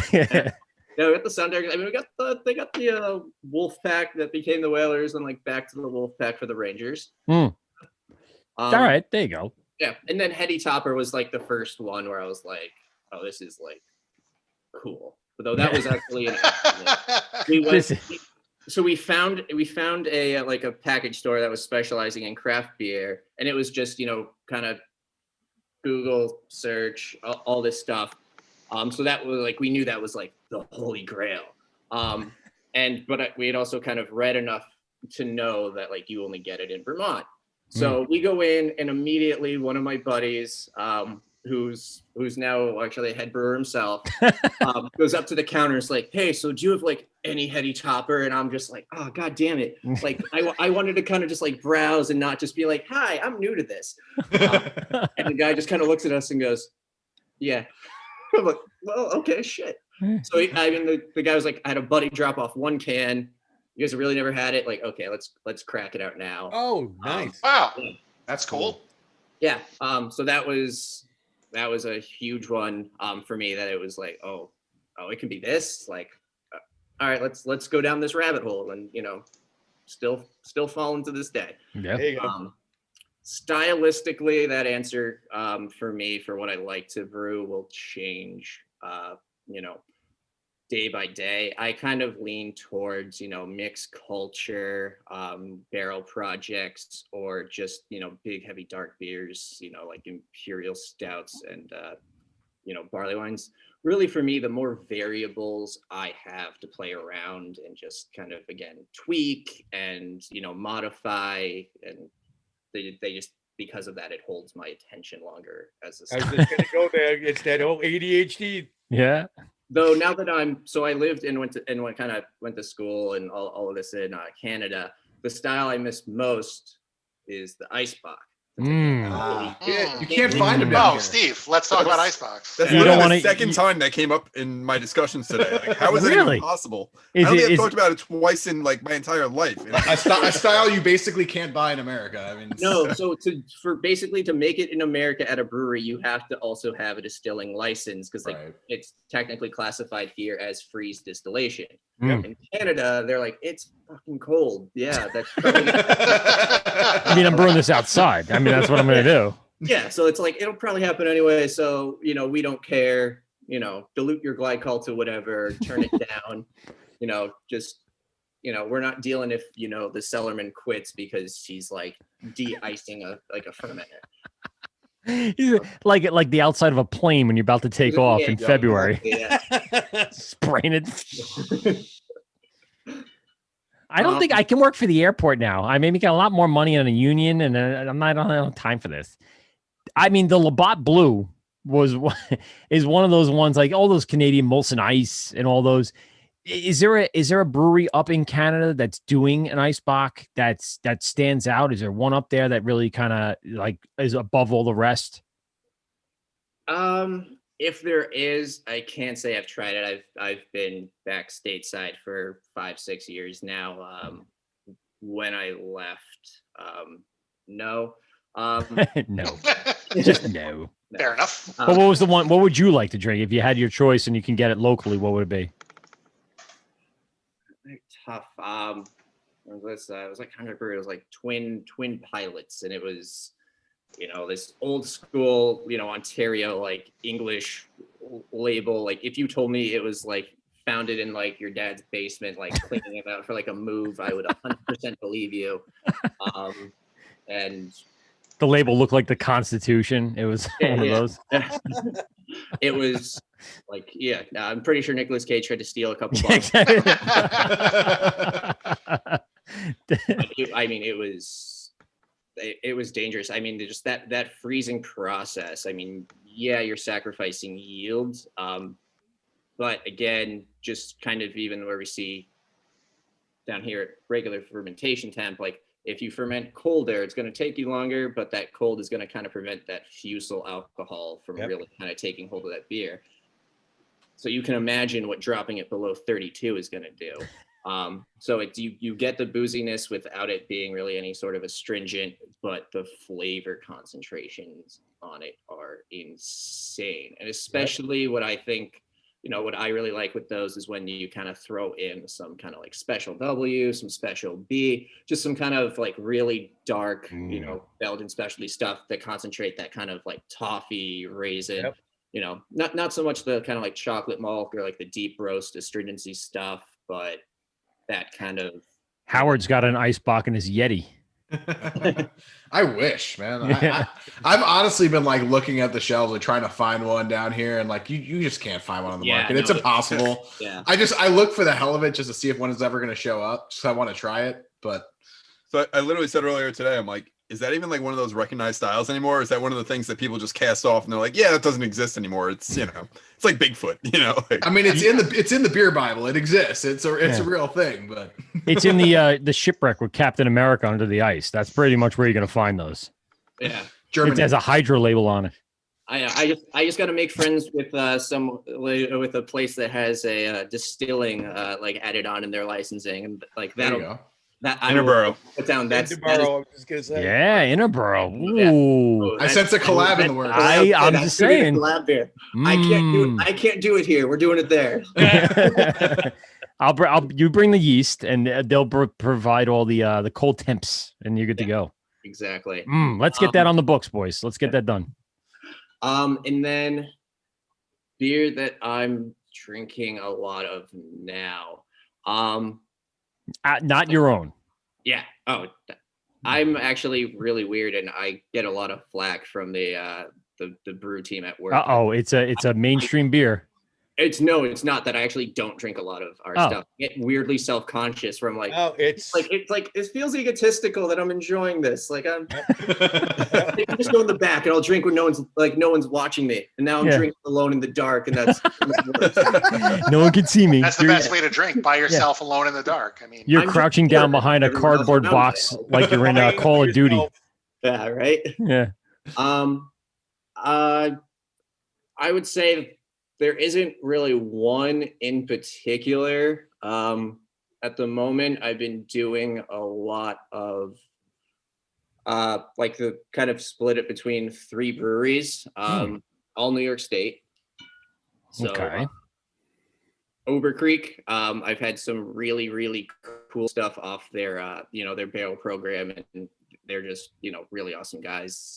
They're gonna start scaling soon, and I couldn't be happier for them, and they're gonna just have. And where are they out of? It's one town over from Beacon. So okay. So like Poughkeepsie area, or what's the other one across the bridge? South. It's literally like it's like a 10-15 minute drive from Hudson Valley. Yeah, Hudson Valley area. All right. Yeah. Two-way? Is it two-way? That was one of them. Yeah, two-way's right there. And I'm blanking, but I was able to kind of go down that way somewhat recently, so I always try to check in, restock, and they've just really honestly never disappointed me. Keegan, did you place an order online for Hudson Valley beers and then find out by the time you checked out that there are none left? Oh, that happened to me. Now twice, by the way. Twice. Oh, I wanted to get it. Why don't we get him on the show, Mike? Oh, if we ever get him on the show, I'm gonna lose my shit. The old cellarman who kind of had pulled me aside is actually he works there now, so it's son of a bitch.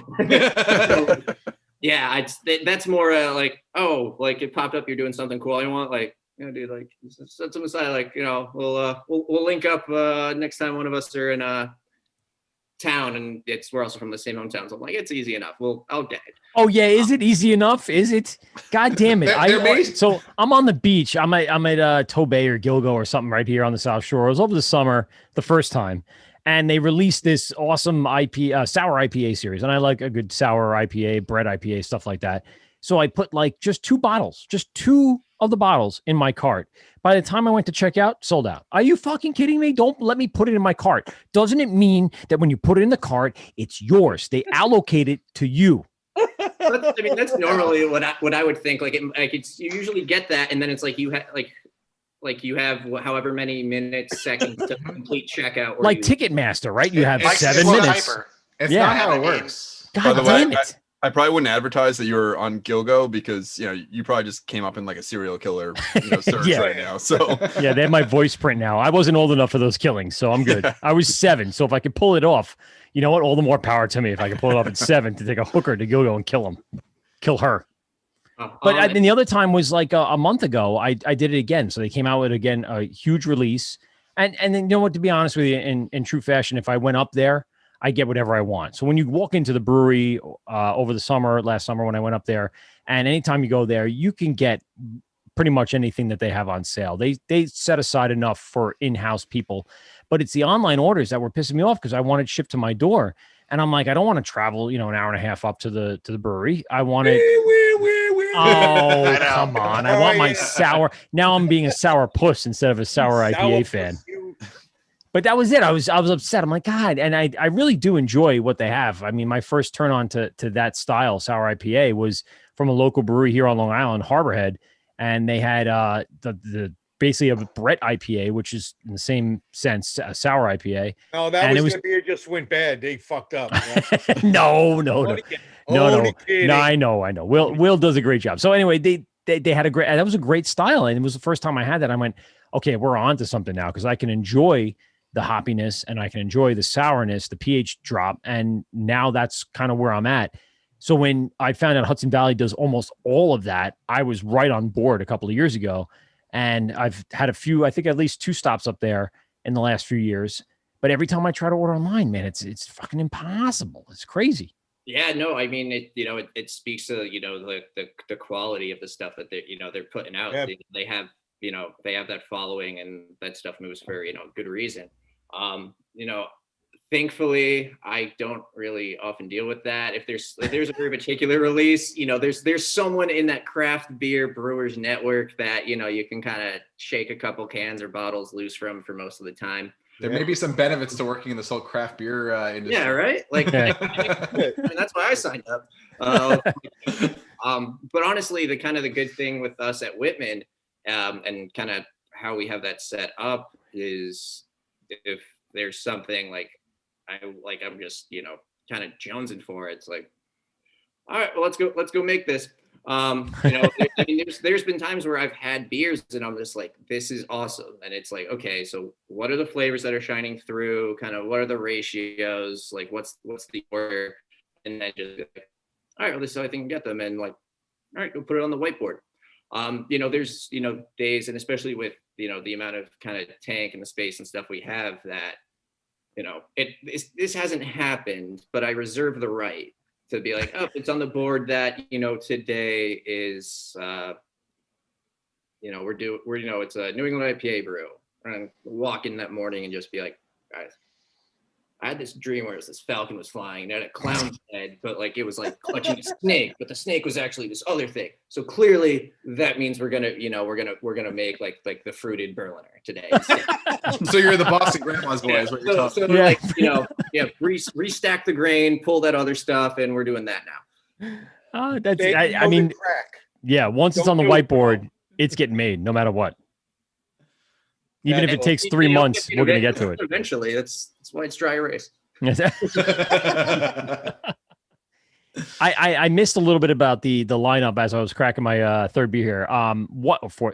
Fifth beer tonight. What were the other? You said I heard a Danish Belgium. What else was going up on the board? I know, but just get a quick rundown. You don't have to explain everything about it. It was a dark lager. Dark lager. Danish dark lager, porter, black and blueberry, kettle soured Berliner, over 420 pounds of fruit. Light, just a classic light American lager. Whatever it takes. Obviously, what we have on tonight, and I think our other IPA actually just hit on Saturday. So that's kind of it for the moment. Just we're at a takeout for the next couple weeks. So we're happy to see stuff kick, but we're kind of slow in the production down a little for the time being, so we don't stockpile. That time of the year, man. Yeah. I mean, COVID, it's the slow season. It's Double but slow. the nice part is that it gives us a chance to get a head start for things that, we're going to start doing some of our loggers that are going to drop in June, July, that we can kind of start, aging and conditioning things on Crispy fruit, boy on season. wine grapes, on, Nice. let some, some yeast, some bacteria do their work. So this is the time to do it. Like, again, we have those 9 tanks, so we're in that, really cool, unique position to be able to do those things and getting after it. Yeah. So with the location itself, logistically speaking, over the summer, you guys had an opportunity to do outside dining. You had an opportunity to kind of expand a little bit. Give me a little sense of when someone comes up, when it gets a little warmer, are they able to sit outside? Did you have the space out in the parking lot or on a sidewalk or something like that? And then how are you going to kind of attack this upcoming season with COVID still looming? What's the game plan here for having the I guess outdoor dining or ability to still serve somewhat out of the tap room, but at the same time have people outside? So we are very, very fortunate in just, again, in doing a cafe, like killer kitchen program and like the brewery all in one. The building itself is huge. And that really has kind of come in handy for us during this whole thing, because the larger building translates into larger total capacity numbers. So 50% for us is, still honestly bigger than 100% for some restaurants in town. Wow. Everything we have set up downstairs in the tap room space, every table is distance 6 feet. So there's, where we've just kind of pulled a bunch of tables. So there's no kind of worrying about that. We also will sit and pour beer and serve in the cafe. So if we are lucky enough to run into problems where we're at capacity, which we've actually been very lucky enough that we run into that still now during COVID, during some of our slow time indoor dining. That's good. Yeah. And then outside, we actually were able to construct a small fenced in patio. Nice. So we have, I would say, about 8, kind of picnic tables outside as well, and hopefully try to sneak a few more projects under the bar. Haha. Do you have any like events? Like you have trivia night? Do you have like the bar and a beer kind of thing? What do you got going on throughout the weeks to kind of entice people to come in outside of their comfort zone? Maybe I don't mean that, negatively. I mean positively, giving people a space to kind of be there, relax, and feel comfortable. So nothing in the way of events like that. We've kind of talked about doing some trivia. I believe we've been talking with a specific company to do that. I haven't heard anything on that movement in a few weeks, but again, we also transitioned to takeout. And I assume since you're in Saratoga Springs, you're horse friendly at the tap room. And Bring your horse. Right at the edge of the lot, they got the old timey like Western thing, so you can tie them up, and water trough. They'll let our light logger, and you get the bar doors that just swing in and swing out. No dogs, only horses. Yeah. You got to differentiate yourself somehow, right? You can't do curbside pickup if you're not on a horse. That's right. And don't bring any kids. It's only ponies. Ponies. Little ponies. If it's a kid on a pony, they're allowed No in. Dogs, no kids, horses and ponies only, or get the fuck out. Yeah, miniature horses sometimes, not on Friday, Saturday.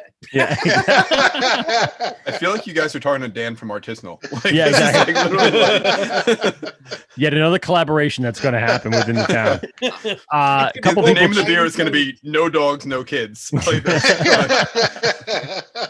I have a couple of people checking in on Instagram. The Hopped Up Network says, "What's up, guys? We got a potential brand new date for the AC Beer Fest down in Atlantic City, New Jersey, June 3rd and 4th. It's going to be held outside in the entire airfield.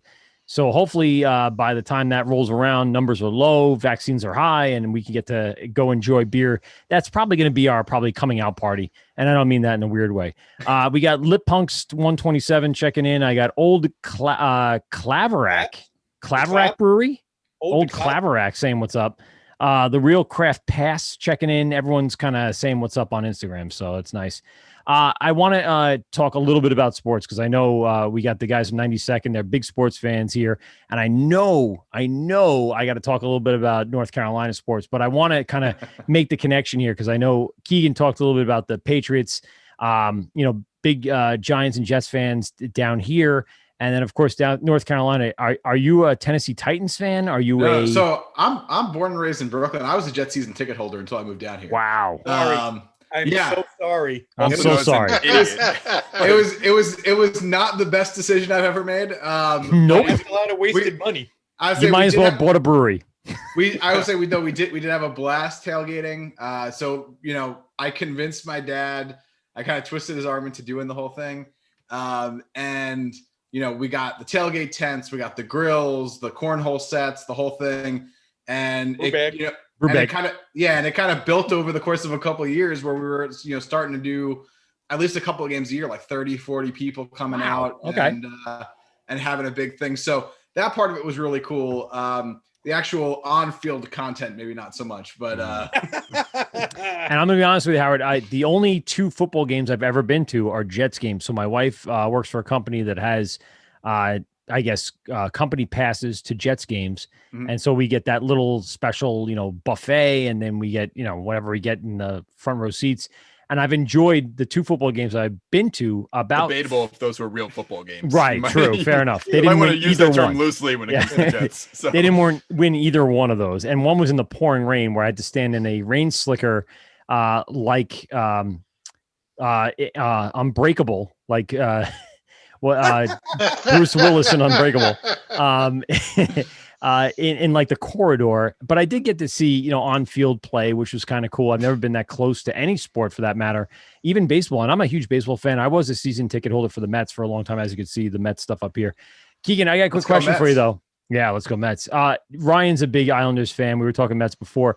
Hockey team. So Connecticut based, New York native now, and New York living now. Where's your alliance for the hockey teams?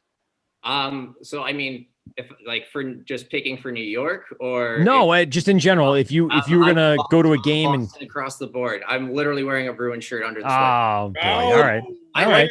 I like the Islanders though. I had a buddy when they were at Barclays who had season tickets. Matt Martin was a staple of my fantasy NHL, and he would just hit people, and we had a weirdly high value. I was like, yes, I was gonna say that's all he provides is hits. Yeah, so. Clean house. Love. No, I would honestly say the Islanders are probably my second favorite. There you go. All right. Maybe I like it. See how the season goes with realignment, if that holds true. Yeah. But no, I love them. I'm not too big on basketball or baseball, but again, just to not be a front runner, I would say Celtics, Sox, and then I'm also just a big soccer guy. What's your soccer team? MLS, but Man United for the English League. There you go. Fuck you, Chelsea. I knew it was going to bring up Steve's internal football play. Howard, I had a question for you because this has been kind of brewing in my brain over the last few hours, I guess. So you're down in North Carolina, and the season is not quite as cold as it is up here. What's the state of breweries down there? Are they still doing outside? How does the scene change from being up here in New York to down there, especially in the winter months? Yeah, so I mean, great question. Honestly, it's something that I learned when I moved down here is that it actually does get pretty damn cold down here. It's not quite to the level of New York. What I would say is that on average, it's probably about 10 degrees warmer. But where we are, so I'm in the Triangle area. I'm in Durham. Triangle is Durham, Raleigh, North, and Chapel Hill. And where we are in the center of the state, somebody's very sad over there. All his Belgian is gone. Yeah. Oh. The interesting part for us is the temperature variability is really high. So it could be 45 during the day when it's 35 in New York, but it'll drop 20 degrees at night. So from a brewery standpoint, I mean, the restrictions are a little bit lighter than New York. They can have some taproom capacity. A lot of the breweries around here have been able to either already had or were able to build out pretty substantial beer gardens, patios. And we kind of have been going through a little bit of that dead period. It's starting to, and it's very inconsistent weekend to weekend here, but it's starting to warm up to the point where people can kind of tolerate, and especially during the day, get out and really enjoy the tap rooms. And I to me, one of the most encouraging examples was I went over to the Glass Jug, which is about 10 minutes away from me, this past weekend to pick up some of the beers for our VIP beer packs, and also restock my beer fridge, of course. But Selfishly, yeah, of course. And it was like 5:00 on a Friday afternoon, and it was the most crowded I have seen it since before COVID. Good and bad, but still good for the business. No, but so crowded in that, like, so they have a big beer garden in the back. They have tables out front. Most of the people were outside, spaced out, but just the most people I've actually seen in the facility drinking beer on tap since pre-COVID. And it was a combination of, it was better weather.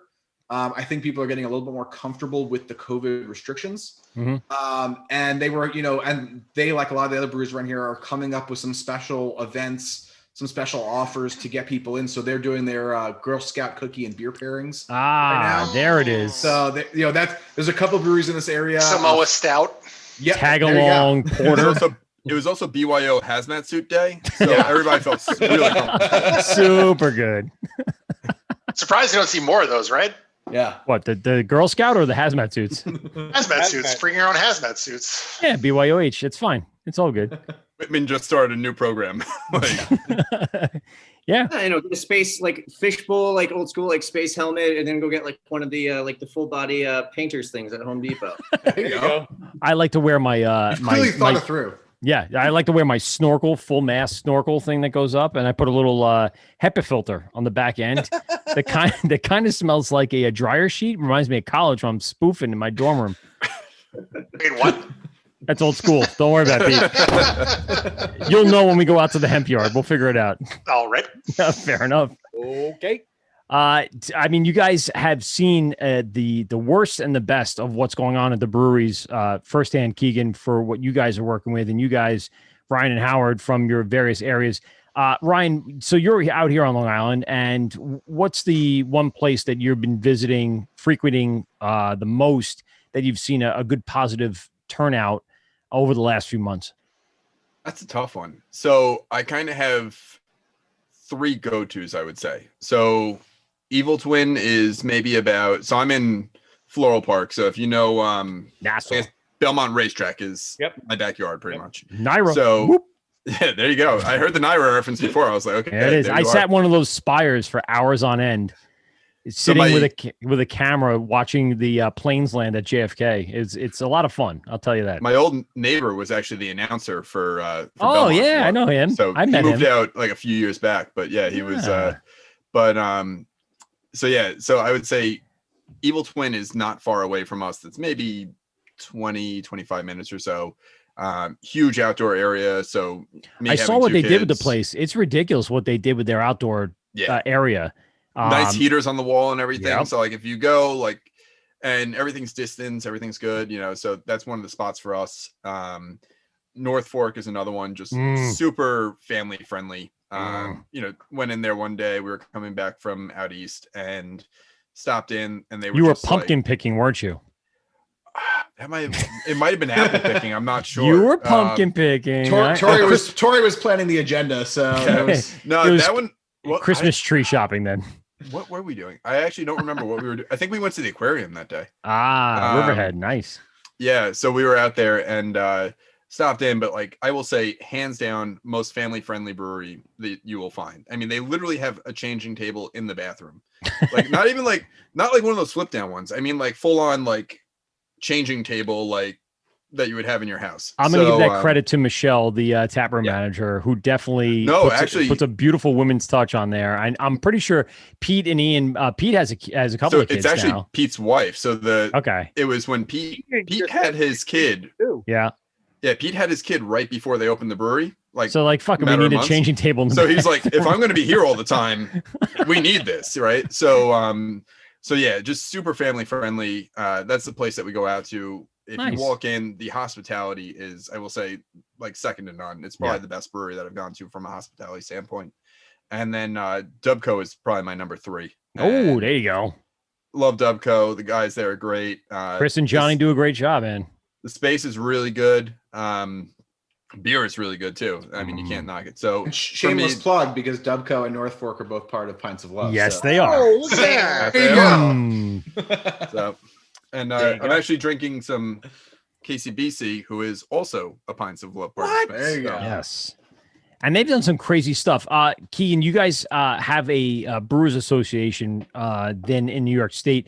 Do you have like a local Brewers Guild or something like that, or Home Brewers Guild that operates in and around the area? So they not a local guild.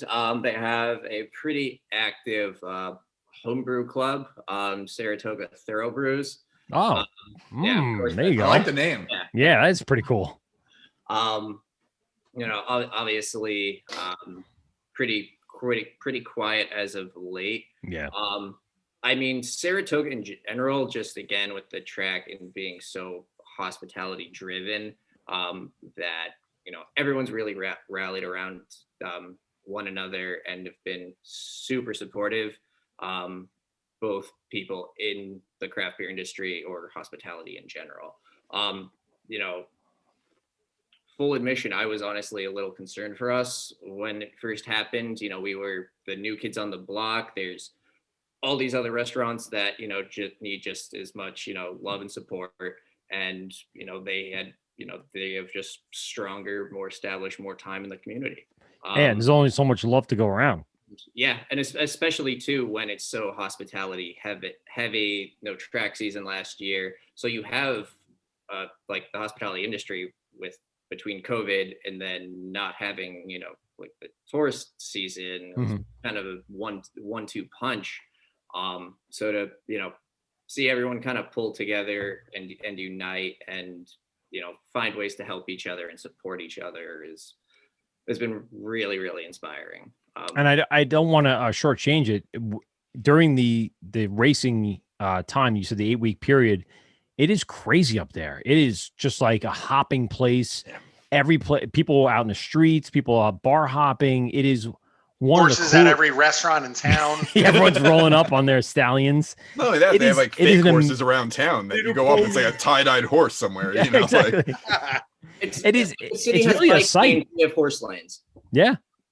It's an amazing like time. And like I said, I experienced it firsthand for about a week and it was amazing. I'm like, I want to spend another 6 weeks doing this. I had a full-time job at the time, so I couldn't devote all that much time to it. But it's really very cool. Saratoga Springs. Now, did you hear anything about what's going on in this upcoming season? Are they planning to do some sort of percentage allowed in the stadium? They're going to do the horse racing. Did you hear anything through the grapevine?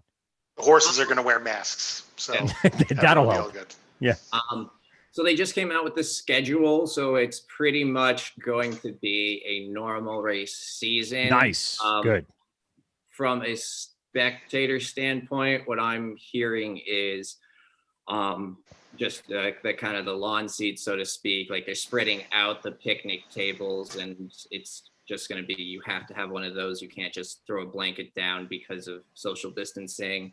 Right. And then, designated spacing where it's like every second, third seat kind of thing in the grandstands. And that just might be enough to bring enough tourism in there to kind of help support and tread water until this all blows over.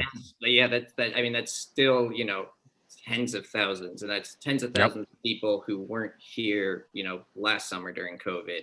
And, everyone, I think, everywhere really are going to kind of take, help wherever they can get it. And, that's still, Saratoga is, it's a city, but it's a small city. And it's, that downtown area in particular where everything's concentrated. Mm-hmm. That's still enough people that are gonna, fill every place up. So hopefully that's what ends up happening, and it'll be a good boost and a good kind of sign of things are kind of getting back to normal. And make your reservations now for your hotels up there, because I'm sure it's going to book up people looking for something to do over this upcoming season. And definitely when you get up there, you got to come and visit Keegan at Whitman Brewing Company. Guys, listen, I want to say again, thank you very much for being on the show. A lot of fun, a lot of laughs. I had a good time. I want to give you guys some time to give some plugs. So I'll start with Ryan and Howard. Give us the big plug for Pints of Love coming up in February, for 13th and 14th. Again, we'll be part of that complete festival, which includes a ton of crap. I'm going to let you guys describe all that one more time before we get out of here. Give us the big plug. Oh man, so much to hit. So maybe first thing to start off with right off the bat, use promo code 2021 Wort. Whoop, whoop. I say Wort because I'm copying you here. Yeah, I know it's WORT. pronounced Wort, but we say Wort because the average person, I mean, a lot of brewers listen to us, so they know the deal. But we always kind of followed up with it's spelled Wort, Wort, pronounced Wort. So go ahead. Exactly. So 2021 Wort, WORT. I'll put it that way. Like it. And you'll get 10% off your virtual like festival acceptance. So $15 before that promo code will give you access to all the content. So we already touched on some of it, right? You have tons of panels. You have really great brewers from both New York and North Carolina. From the Long Island perspective, guys that you were probably very familiar with. I saw that missed glass right there. Well, that's fine, but It was smooth. It was smooth. I didn't know if there's. I felt it. I'm like, there's nothing in it, so I just went all in, put it right here on the table. So it's fine. But from like the Long Island perspective, you got North Fork, you have Dubco, you have Garvey's Point, kind of moving into the Brooklyn, Queens, Rome, Interborough, KCBC, Other Half, Torch and Crown, TNT, Alewife. There's so many. Moving up, you have Equilibrium, you have Artisanal. You know, we're really trying to get the best of the best in there. And North Carolina is very much the same deal. We have the Burials, we have the New Anthems, Casita. You know, you name it. Like we have the. We're best pretty much there. scanning from the coast all the way to the mountains. and hitting 12 different breweries, which is a lot of fun. Yeah. So, you know, it's a little bit of everything for everybody. And that's really the intent of it. We want it to be something that no matter who you are, no matter what you were interested, you could get a little bit. You know, we mentioned actually before we got on, my wife was a professional ballerina. You know, this is something that we have beer and bar classes. We have beer and yoga classes. We have, music. We have a little bit of something for everybody. We obviously have the best podcast in the world, the Wort. So you know, get a little bit of everybody with a special Valentine's game. Which I know, right? I'm very excited about this. I'm gonna let you know shit went down. We'll just throw it that way. All right. My favorite part was when we got a message going, "Is it okay to curse?" And I'm like, we're like 20 minutes in. We're like, oh shit, we forgot to ask that. Yeah, we totally didn't ask what rating How we're much give. more editing did we want to give Mike? Was really the and like sons of bitches. we're sitting there talking to each other. We're like, we're cool with cursing. What words are they using? Well, I say, then I don't want to far give it. has I don't gone? want to give it away. And I had to go sort through like erotic conversation hearts. Be like, can't say that. Yeah, That'll play. we can Can't say it here. that. So one of them was "Come on my tits." I think so. Oh, God. Yeah, one of them was that. So we kind of edited that. Cock. I'm about to say we're gonna have to start putting like NC-17 That's right. Yeah, warnings it on was the like festival. one of them was suck my cock, eat my pussy. Yeah, there was those. Those were yeah, conversation they were- hearts I that we. ate the one that said finger blast. So that There you was- go. Well, that was good, Pete. Steve. Rather, you got it right. Tried Yeah. to do what I had to do. Yeah, to do what you did. Well, But I it ends up on a pretty good note. We had a lot of fun. It's basically a drinking game for all participants that are watching. They grab a beer, they watch us for an hour, and they can participate in a little bit of the drinking game, whether we can do something or not. We'll put it that way. I love it. And, And the one all thing of I'd us point out- participate. Oh, all right. You see all of your hosts and your guests participate in this one. It's a very interesting turn in that, which I Mm. I feel like may not be safe for video. Mm. So- Perhaps. And you see that my interesting turn on my camera went out. I don't know why. Look at that. There you go. Uh-oh. I'm back in. Don't worry about it. I'll be there. The one other thing I would say is, you know, it is New York and North Carolina focused in terms of the breweries. But if you are not in New York and North Carolina, or if you don't have an opportunity to pick up a VIP pack, get your ticket to the festival. Go buy some beers from your local craft breweries. The biggest thing for us out of this is we really want to support the local craft breweries that we all love, that all need some support after what was a really rough 2020. We've got a long ways to go. And so no matter where you are, get your $15 ticket to Pints of Love, come hang out for the weekend and get some good entertainment, and go buy a couple of packs from whatever your favorite local brewery is, and throw some support their way. And the key Dry is January is stupid. Agree. And the key is we want them to be there when we are done. We want them to be there when COVID is over. We don't want them to suffer and then go, oh, I really wish that brewery stayed. Yeah. We want everyone to go out and support those local breweries, because in the end, when things get better, we're going to want to go back there. And if they're not there to be going back to, we're going to be upset. So support them now. I think the thing that people Support your forget, craft brewery, because no one wants to drink Anheuser-Busch products. I think the thing that people forget is that, there's a lot of time and money that goes into brewing, right? And a lot of people are like, why? Whitman's probably a perfect example. Like, oh, why would you open a brewery like right before COVID or during COVID? And you probably started working on that 2 years before. Yeah. And the timing just works out that way, right? And no matter what it is, you go out and you're saving up to upgrade your brewery, or you're starting a new brewery or something. Evil Twins may be a great example. They just built a whole new tap room. Yep. Not long before everything started. The greenhouse is awesome. Mm-hmm. But you got to sit there and go, wow, that is a lot of money that was put into that. So those are the things that people don't really think about. They're like, why would you build during COVID? But you started that 2-3 years in advance. It takes a long time to get a lot of those things ironed out. I mean, water licenses, specifically in New York, Think about permits. Think about how long Torch and Crown was building that production brewery in Manhattan. I mean, that was in the works long before COVID was in a glimmer in anybody's eye. But I would also say, like, if you want to find out more about the festival, if you go to @90second beer review, 90second beer review on Instagram, we've been posting announcements about sessions that are going to be occurring at the festival for the last couple of weeks now. So you can go there, you can look through our past posts, you can see all different interviews, panels, music performances. We still have a bunch left to announce. We've got just over 30 different sessions going on, so we still have some more to go. So you can go to 90second beer review. In our bio, in the link tree, you can get to buying tickets. You can also go to 90secondbeerreview.com. There's a Pints of Love section of the website that has an overview of the event and of the breweries themselves, and then a link to go buy your tickets and your VIP packs. And then you can also go to Lemonade Social and just search for Pints of Love, and the event will come up on Lemonade Social. Howard, you're a promo machine, let me tell you. without a stop or a stutter. We're going to rent recording a little bit, Yeah, preparing it all. Keegan, tell us where everyone can find Whitman Brewing Company on the social media, and obviously your hours operation, all that other good stuff. So everyone, please, check us out. It's Whitman Brewing Company, Facebook, Instagram.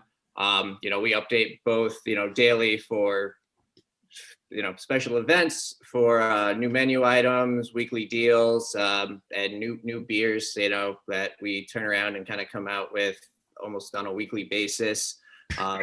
We brew pretty much everything and everything.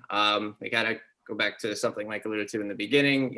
We were very fortunate enough that we were voted the top 10 new breweries in the country for 2020. Mm-hmm. So even though it was in the country. I was pegging it as New York State.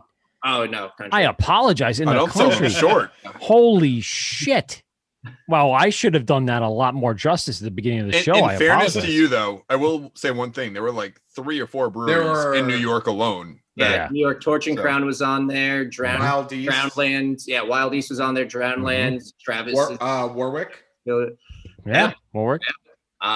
So, New York, obviously, when you think about, Equilibrium, District 96, other half. New York's been killing it in the craft beer game for a while. So having that list, we're obviously honored to be on it, but to see, so many other New York, breweries on it, I think is a testament to the quality that you can find throughout the state, and that continues to evolve and grow. I think Cuomo's very proud of you. Yeah, we'll see. Yes. Does that mean I get a tax break now? I hope so. Yes. Can I phone in my excise tax? I will send a handwritten letter. No. But anyway, back to shameless plugging. Well, social media for all those updates. As it stands right now, we are Thursday through Sunday, and come get your coffee, get an awesome breakfast sandwich, some of our, Pop-Tarts that I can't call Pop-Tarts. Everything we do from the alcohol to the coffee to the food is all from scratch, all in-house. You drink some beer up there, tap room opens, you come down, you drink more and different beer. Downstairs, you get some awesome pizza, some other awesome menu items. And as I said, we've been, fortunate enough to be, kind of killing it on the classic New England hazy front, the pastry stouts, the crispy boys, the fruited kettle sours, but also some experimental stuff and, come in and, try some flavors or some styles or some hybrid stuff that, you may not have tried before or may not even be able to get anywhere else. Keep an eye out, follow us, and come when you can, when people can travel again. Fucking A. Keegan, I really appreciate you, again, sending us the beer and helping us enjoy the moments with you throughout tonight. This has been awesome, and it's definitely fucking A. It's been a hell of a time with you. And again, 90-second beer review, Pints of Love. Go over to their Instagram and go to Linktree to buy tickets for Pints of Love, where a special episode of the Wort with Mike, Pete, and Steve will be airing February 13th or 14th. We're not sure of our time slot, but when we find out, we will let you know. You can watch it anytime too, right? Because it's fair enough, on demand. 3 months. 3 months afterwards, and you can check it out. Keegan, thanks a lot, man. This has been a great time. Really appreciate it. Oh, it's my pleasure. Hope to do it again soon and get some more beers. Fuck yeah. I'll be drinking. If you make Flow State again or anything close to this, it's going to be a hell of a time.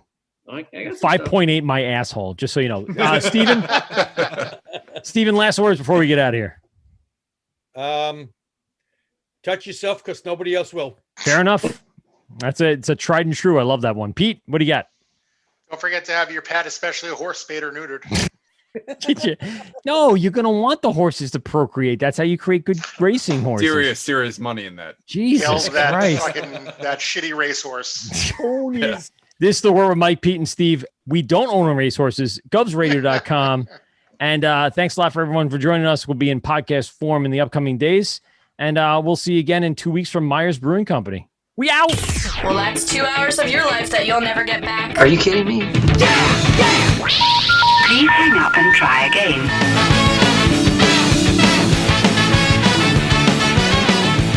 This has been the Wort on Govs Radio. I hope you're drunk enough.